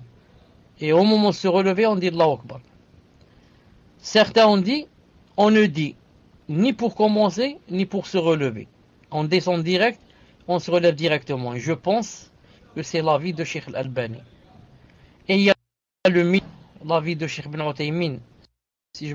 Il dit, tu dis Allahu Akbar seulement pour te prosterner. Quand tu te relèves sans dire Allahu Akbar. Wallahu subhanahu wa ta'ala a'lam. Tfadal.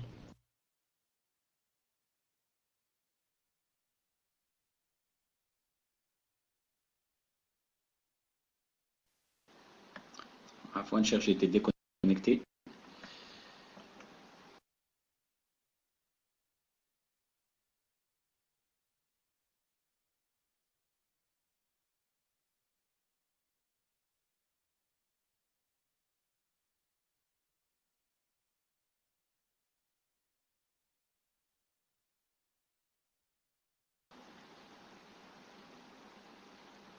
Je passe à la question suivante, cher, ou vous revenez sur celle-ci? C'est bon, cher a répondu.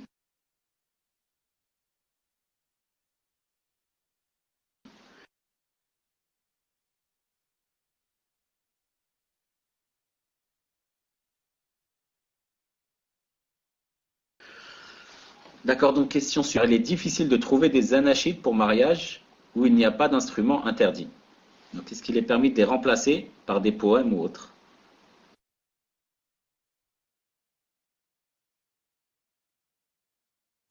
Afwan, j'ai pas entendu la question.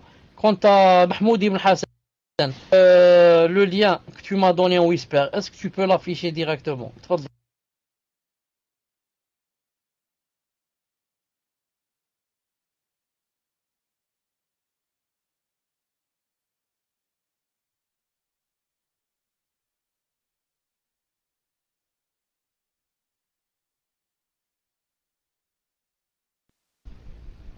Abou Zakaria, j'ai pas entendu la question.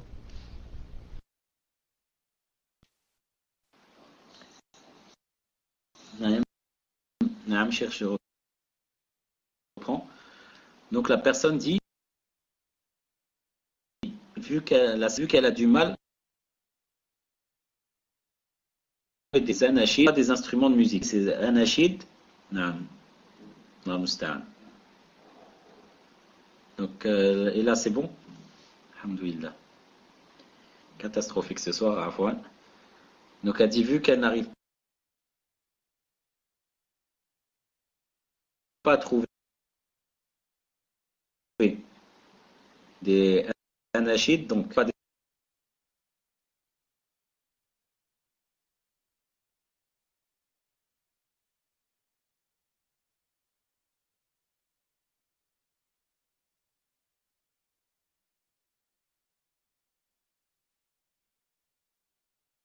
elle veut savoir si leur...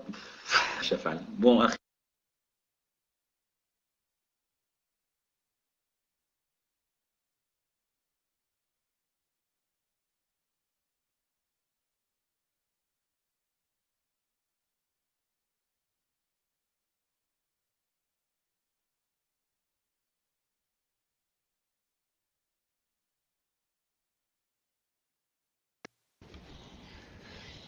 Ibn Mohamed, va avec le télécom هذيك demande de descendre à 128. فهمت? Comme moi j'étais autrefois 128, alhamdoulilah. Naam. فهمت? Moi j'ai 512, alhamdoulilah, pourvu que ça reste 512, ça ne devienne pas un méga. Sinon, tu vois les problèmes qu'il y a.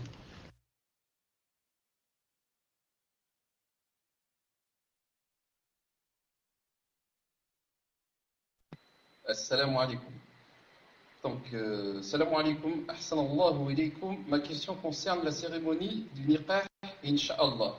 Est-ce permis de mettre des poèmes comme Soulem el-Wusul, etc. en audio, car il est difficile de trouver des anachides pour mariage où il n'y a pas d'instrument interdit. Jazakallahu khayran. Tafaddal ya Cheikh.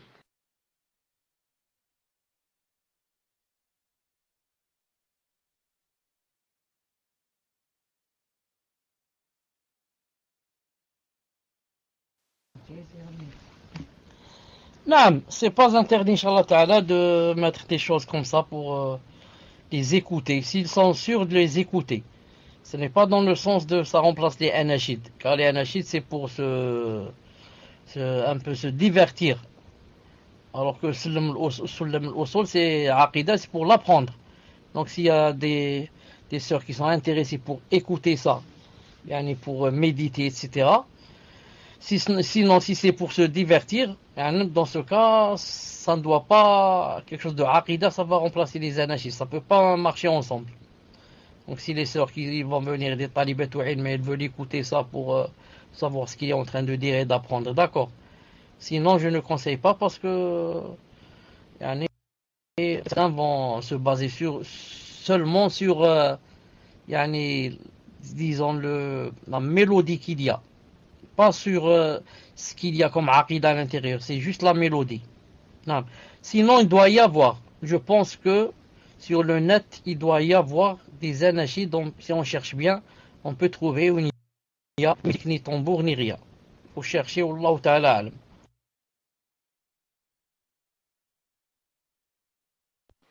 Jazakallahu khayran, Cheikh. Prochaine question d'une sœur. Assalamu alaikum, Cheikh.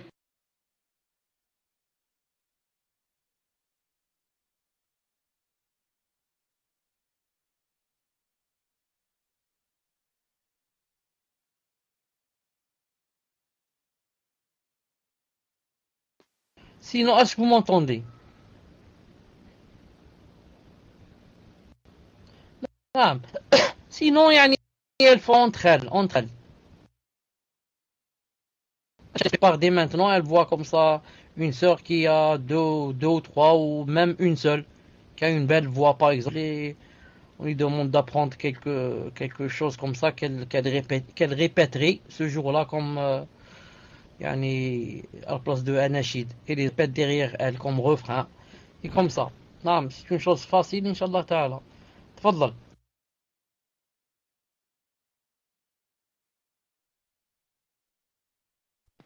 Jazakallahu khayran, Cheikh. Donc, prochaine question d'une sœur. Est-ce que les 72 sectes égarées iront en enfer éternellement? Barakallahu fik, Cheikh, pour votre réponse.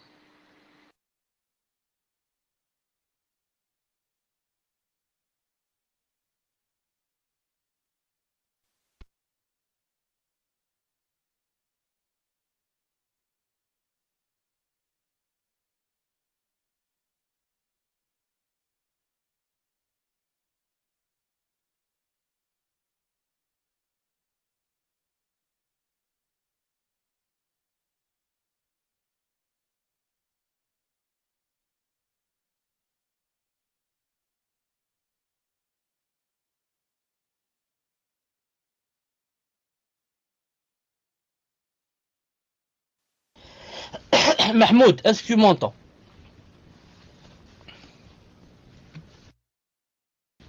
J'ai pas bien entendu la question, reprends-moi. Est-ce que tu as dit est-ce que les 72 sectes, dans le hadith qui a cité qu'ils iront en enfer, est-ce qu'ils iront éternellement? Est-ce que c'est ça la question? Je pense non. Cheikh l'Islam Taymiyyah a dit dans Majmou' Fatawa, il a dit, c'est d'après ce qu'ils ont dit. D'après ce qu'ils ont dit, ce qu'ils ont attesté comme aqidah et comme ce qu'ils ont fait comme bid'a, etc. Parmi les 72 sectes, la secte qui a fait des choses qui fait sortir de l'islam ira éternellement en enfer. Et la secte qui a fait seulement des innovations, par exemple, qui rend pervers, qui rend pas kafir, donc entreront en enfer et ressortiront bi'idhnillahi ta'ala. Donc d'après ce qu'ils ont fait et ce qu'ils ont attesté comme aqidah. Tfaddal.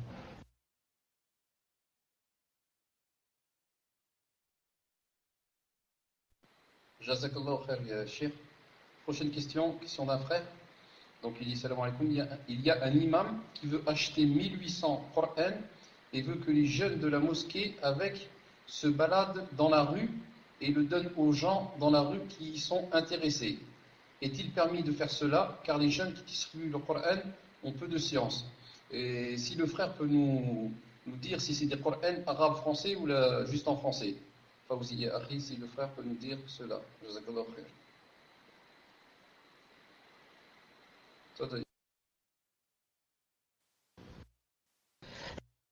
J'ai pas bien entendu la question.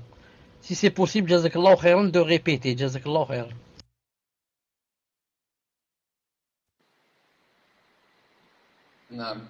Donc il dit, il y a un imam qui veut acheter 1800 Corans et veut que les jeunes de la mosquée avec se baladent dans la rue et le donnent aux gens dans la rue qui y sont intéressés.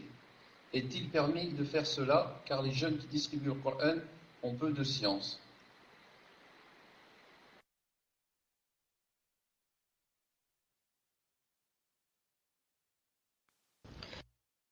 En fait, pour distribuer le Coran, pour le distribuer, ça n'a pas besoin d'avoir de science.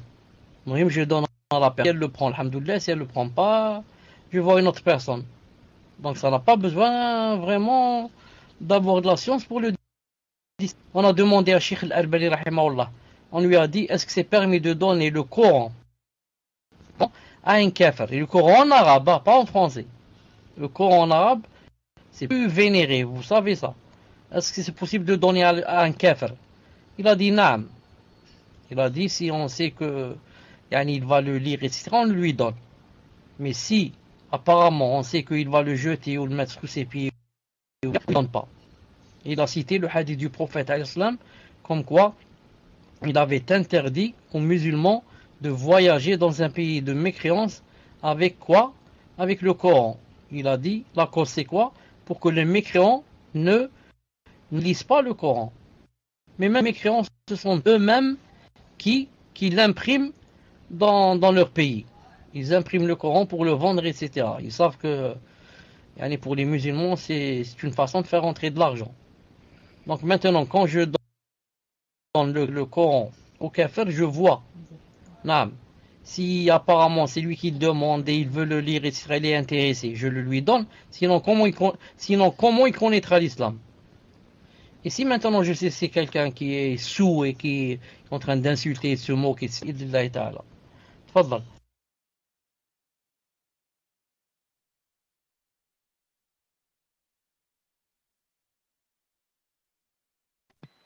Jazakallah khair, Cheikh.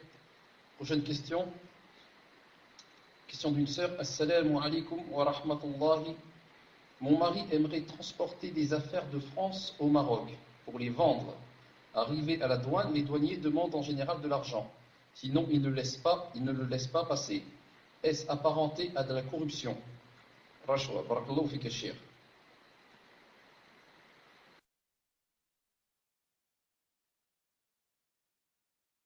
De quelle marchandise que tu parlais? Il voulait passer quelle marchandise?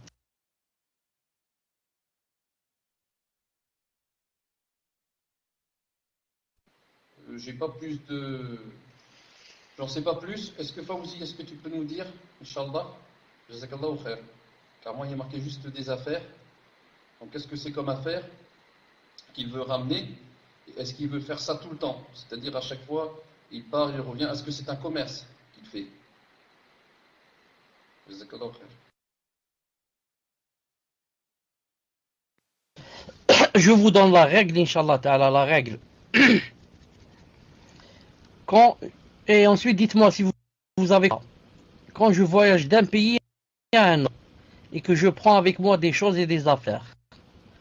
Maintenant, ces choses et ces affaires que j'ai prises avec moi, si interdit quand j'arrive, on m'a dit non, cette chose par exemple ne passe pas. Non. Je vois. cette chose qui ne passe pas est interdite par la loi, leur loi. Ils disent telle et telle chose ne rentre pas dans notre pays. Et maintenant, il me dit, si tu me donnes par exemple telle chose, je la laisse passer. Dans ce cas, c'est de la corruption. Pourquoi? Parce que la loi l'interdit et toi, tu veux quoi? Tu veux aller transgresser la loi et donner de l'argent pour faire passer des choses interdites. Interdites, elle-même, la chose n'est pas interdite. C'est comme un vélo. Un vélo, c'est pas interdit de le faire rentrer. Mais il est possible que dans ce pays-là, ils ont comme loi, c'est interdit de laisser passer des vélos rentrés. C'est une loi. Mais maintenant, si la chose n'est pas interdite et que la loi permet, la loi par exemple me donne, j'ai le droit de faire rentrer 20 kilos, par exemple, 20 kilos de, disons, de bonbons. C'est un exemple. Et ensuite, lui, il me dit non, je te laisse pas rentrer. Sauf si tu me donnes telle et telle chose. Maintenant, si tu lui donnes, c'est lui qui aura des péchés. Pourquoi? Il t'a interdit de faire quelque chose qui n'est pas interdit à la base. Il n'y a aucune loi qui est interdite. Même la loi stipule que c'est permis de faire rentrer 20 kilos de bonbons. Et il t'a interdit. C'est lui qui aura les... Non. Cher, vous avez fini? Je ne sais pas si vous avez fini votre réponse. Bon, si vous avez fini, je passe à la question suivante. Alhamdulillah. Donc je pense que ce sera la dernière question. Inch'Allah. Assalamu alaikum shaykhana, hafizakumullah. Une sœur demande qu'une sœur à elle veut payer une umrah à ses parents.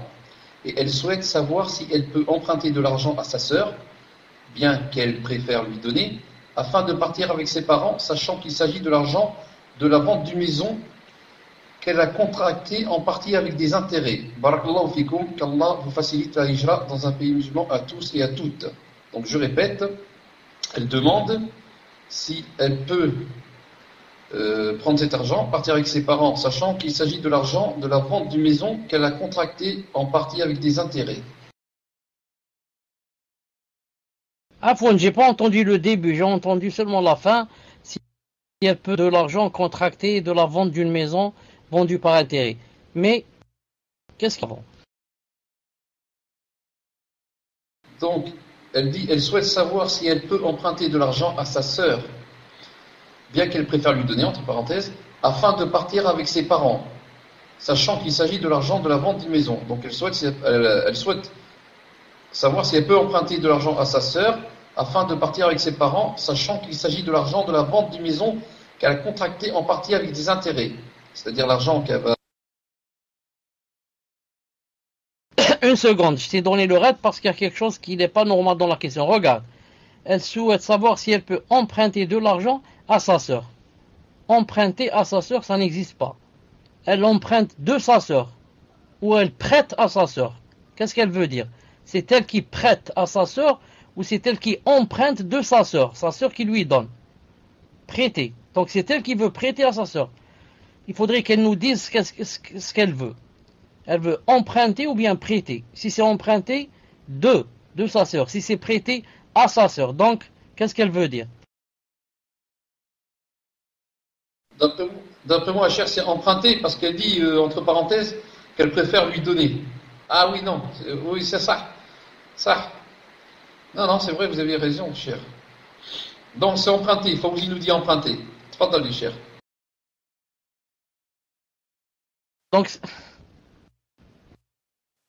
Donc c'est sa sœur qui va lui prêter. Sa sœur va lui prêter.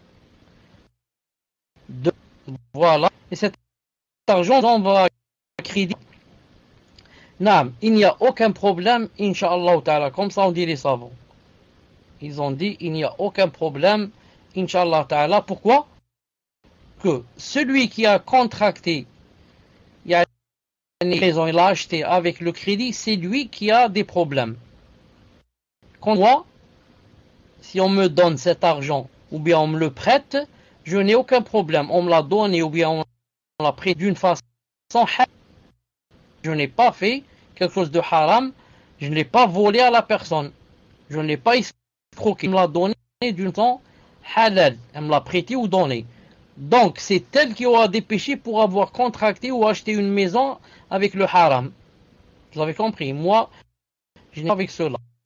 C'est pour cela que Cheikh Ibn Uthaymin rahimahullah il a dit le kafir, s'il te donne de l'argent pour construire la mosquée, prends cet argent.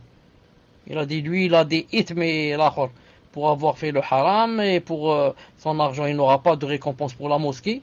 Et nous, Inch'Allah Ta'ala, on construit une mosquée, on profite. Naam. Donc, Inch'Allah Ta'ala, il y a ici le haram, c'est ce qu'on appelle le haram li kasbihi, pas le haram li dhatihi.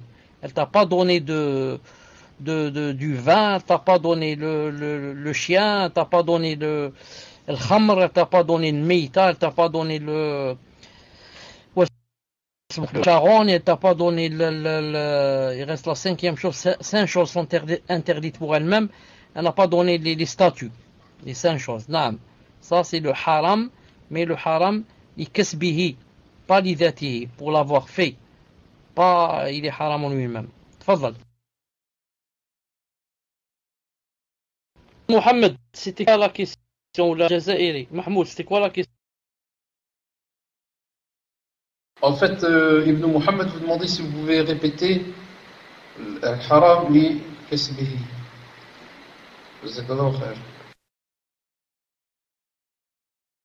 En fait, le haram se divise en deux. Li dhatihi, li kasbihi. Cheikh Ibn Uthaymin rahimahullah a ajouté une troisième partie, il a dit se divise en 3. Li dhatihi, li kasbihi, li wasfihi. Li dhatihi, ça veut dire en lui-même il est haram, en lui-même. C'est comme l'alcool.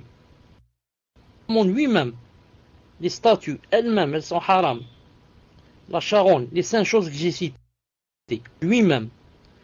Et il y a le deuxième qui est haram, pas en lui-même, mais li kasbihi, en le faisant il devient haram. L'argent c'est pas haram, ça. Mais je te prête de l'argent, c'est pas haram. Je t'ai donné 500 dinars, tu me rends 500. Mais maintenant quand je te donne 500, tu me rends 700. Donc les 200, je les ai rendus haram. Ça devient des intérêts. Donc à la base, l'argent n'est pas haram, le fait de se prêter de l'argent. Mais c'est devenu haram à cause de, je t'ai dit, rends-moi 700 au lieu de me rendre 500. Kasbihi. C'est en faisant des choses que j'ai rendu cette chose haram. Naam. Et Cheikh Ibn Uthaymin a ajouté les wasfihi. Il a dit, comme par exemple quelqu'un qui va prier avec le pantalon au-dessous des chevilles. Il a dit, ça c'est les wasfihi. Al-Muhim. Je dis, quand le haram, il est les kasbihi, c'est-à-dire en agissant, j'ai rendu la chose haram, elle n'est pas haram à la base. Ça, les savants ont dit que seule la personne qui fait cette chose qui a le haram. C'est pas les autres qui si on leur donne cet argent, il devient haram pour eux. Non, il est haram seulement pour la personne qui a fait cette chose. C'est pour ça que si par exemple je te prête de l'argent, je te prête par exemple 500 €. Ensuite toi, tu es allé, c'est 500 € par exemple, tu es allé faire je ne sais pas quoi et tu les as prêtés à des gens et ensuite ils t'ont rendu 1000 au lieu de 500. Tu as fait des intérêts. Ensuite tu es venu me rendre mon argent. Tu me dis voici tes 500 € et tu me donnes les 500 qu'on t'a donné par intérêt, pas les miens. Pour moi c'est halal. Pourquoi? Parce que c'est toi qui as fait le haram en allant faire les intérêts, pas moi. Donc le haram va s'arrêter seulement à ton niveau. Il ne va pas toucher les autres. D'où tous les savants contemporains disent que c'est permis à quelqu'un. Et c'est pas haram pour lui. Tu donnes des intérêts à quelqu'un qui est nécessiteux. C'est toi qui as les péchés pour avoir fait les intérêts, pas lui. Lui, il les a pris de toi d'une façon halal. Il te les a pas volés. Tu as donné, c'est un don. C'est toi qui as le haram d'avoir fait les péchés en faisant les intérêts et l'usure. Naam. Tfadal. Il y avait autre chose. Naam, cher, si c'est possible de vous poser la dernière question, car il en reste une toute dernière. Donc normalement le temps est fini, mais si on peut finir juste la dernière des questions récoltées. Si cher, vous l'acceptez. Donc mettez-moi juste un si vous acceptez, Inch'Allah. Sinon, on fermera le salon. Tu poses ta dernière question, moi aussi j'ai une dernière question, je vais répondre à ma dernière question. Tfadal, on commence par la tienne. C'est un frère qui demande, est-ce qu'il y a un dalil, donc une preuve, que la sunna ratiba de Dohr, c'est 4 avant et 2 après. Et il y a un autre dalil qui dit que si on prie 4 avant Dohr et 4 après, on est protégé de l'enfer. Donc la question est, quelle intention dois-je mettre pour les 4 après? Donc est-ce qu'il doit prier les 2 toutes seules et 4 après? Ou est-ce que pour 2, il met la double intention et 2 uniquement ou autre? Comment doit-il faire, Cheikh, pour joindre entre les 2 hadiths? Barakallahu fikum, Cheikh. Naam, il y a la sunna authentique que la ratiba de c'est même s'il y a un autre hadith qui dit le hadith d'être préservé de l'homme l'a cité le frère. On a posé cette question à un savant, on lui a dit comment qu'on fait pour joindre entre les 2 hadiths. Le hadith a dit 4 avant, 4 après, on se préserve de l'homme. Et la ratiba c'est connu que 4 avant et seulement 2 après. Il a dit si tu pries 4 avant et 2 après, prie-les avec l'intention que c'est quoi? Que c'est pour faire la ratiba. Naam. Et si maintenant tu vas prier avec l'intention que c'est pour te préserver de l'enfer, tu pries avec l'intention que c'est 4 avant et 4 après. Comme ça tu fais. Donc ça dépend toi, qu'est-ce que tu veux. Si ton intention c'est la ratiba, il faut prier 4 avant et 2 après. Si ton intention c'est d'être préservé de l'enfer, prie 4 avant et 4 après. C'est-à-dire quand tu termines les 2 autres, après tu dois en ajouter pour rentrer dans le hadith. Pour terminer, il y a une question qui m'est arrivée un peu spéciale pour le fait de dépiler le visage pour la femme. Le fait d'épiler le visage pour la femme, la plupart des savants l'ont permis. Ont même permis la chose que fabriquent les femmes avec du miel et je ne sais pas quoi, et des œufs ou je ne sais pas quoi. Ils ont dit que c'est permis de faire ça pour épiler le visage. Non. Ceux qui l'ont interdit, ce que je sais Allah Ta'ala pour l'instant, c'est qu'il y a Cheikh Albani rahimahullah. Cheikh Albani, je pense, Allah Ta'ala, que c'est le seul, d'après mes connaissances, à avoir dit que l'interdiction de l'épilation touchait tous les poils de la femme. Que ce soit les bras, que ce soit les mollets, que ce soit les cuisses, que ce soit toutes choses. Non. Et il a dit, bien sûr, le visage, c'est par prépondérance. Si les autres parties sont interdites, alors qu'en est-il du visage? Bien sûr, Cheikh Al-Albani rahimahullah ne parle pas des parties qu'on doit enlever, les aisselles, etc. Taïb.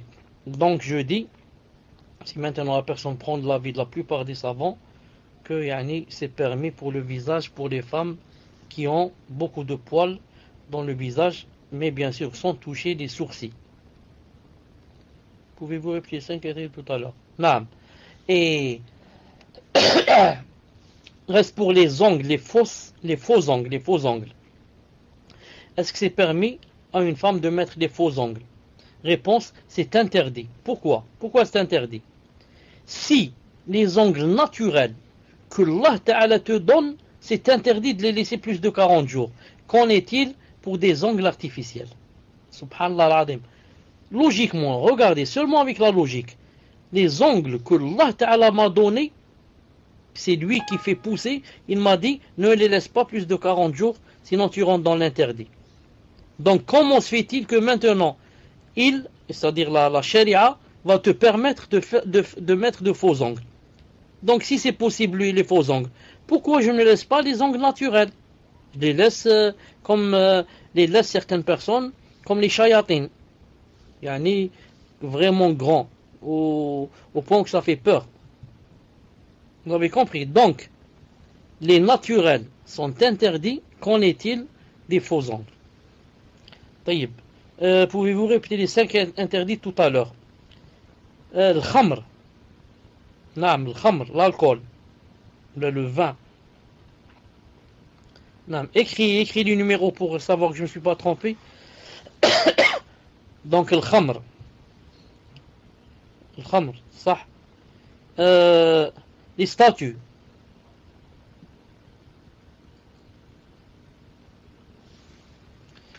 Meïta. Meïta. C'est la charogne, je crois. La charogne. La charogne, c'est le jifa. Je crois que c'est la bête morte. Meïta. La bête morte. Aïwa. Le porc. Le porc. Le chien. Voilà. Ça, yani, le chien, certains l'ont rajouté, certains se sont suffis aux 4. Mais certains l'ont rajouté, le chien. Ce sont les 5 yani, qui sont interdits en eux-mêmes. Dit wasfihi. Quant à l'usure, c'est pas une interdiction en elle-même. Parce que l'argent, le fait de se prêter de l'argent, c'est halal. Ce qui est haram, c'est seulement les intérêts. Ça s'appelle haram li kasbihi. Haram li kasbihi. Pas li datihi, pas en lui-même. Mais li kasbihi. Et li wasfihi, c'est comme par exemple quelqu'un qui va prier avec par exemple un pantalon au-dessous des chevilles. Le pantalon en lui-même n'est pas interdit. Mais pour l'avoir fait descendre au-dessous des chevilles, il est devenu haram li wasfihi. Li wasfihi, c'est-à-dire pour sa description. Non, pour la chose que tu as ajoutée là. Non, la chose, et le pantalon lui-même. Maintenant, si tu le montes par rapport à un homme, tu le montes au-dessus des chevilles, il est halal. Tu le laisses au-dessous des chevilles, il devient haram. Donc, le haram du pantalon, ce n'est pas en lui-même, ni les kasbihi, mais plutôt les wasfihi. Tu as fait rentrer quelque chose en lui, ajouter ou retrancher quelque chose qui l'a rendu haram. Voilà, Inch'Allah Ta'ala, pour aujourd'hui. سبحانك اللهم وبحمدك أشهد أن لا إله إلا أنت أستغفرك وأتوب إليك. D'accord. السلام عليكم ورحمة الله وبركاته.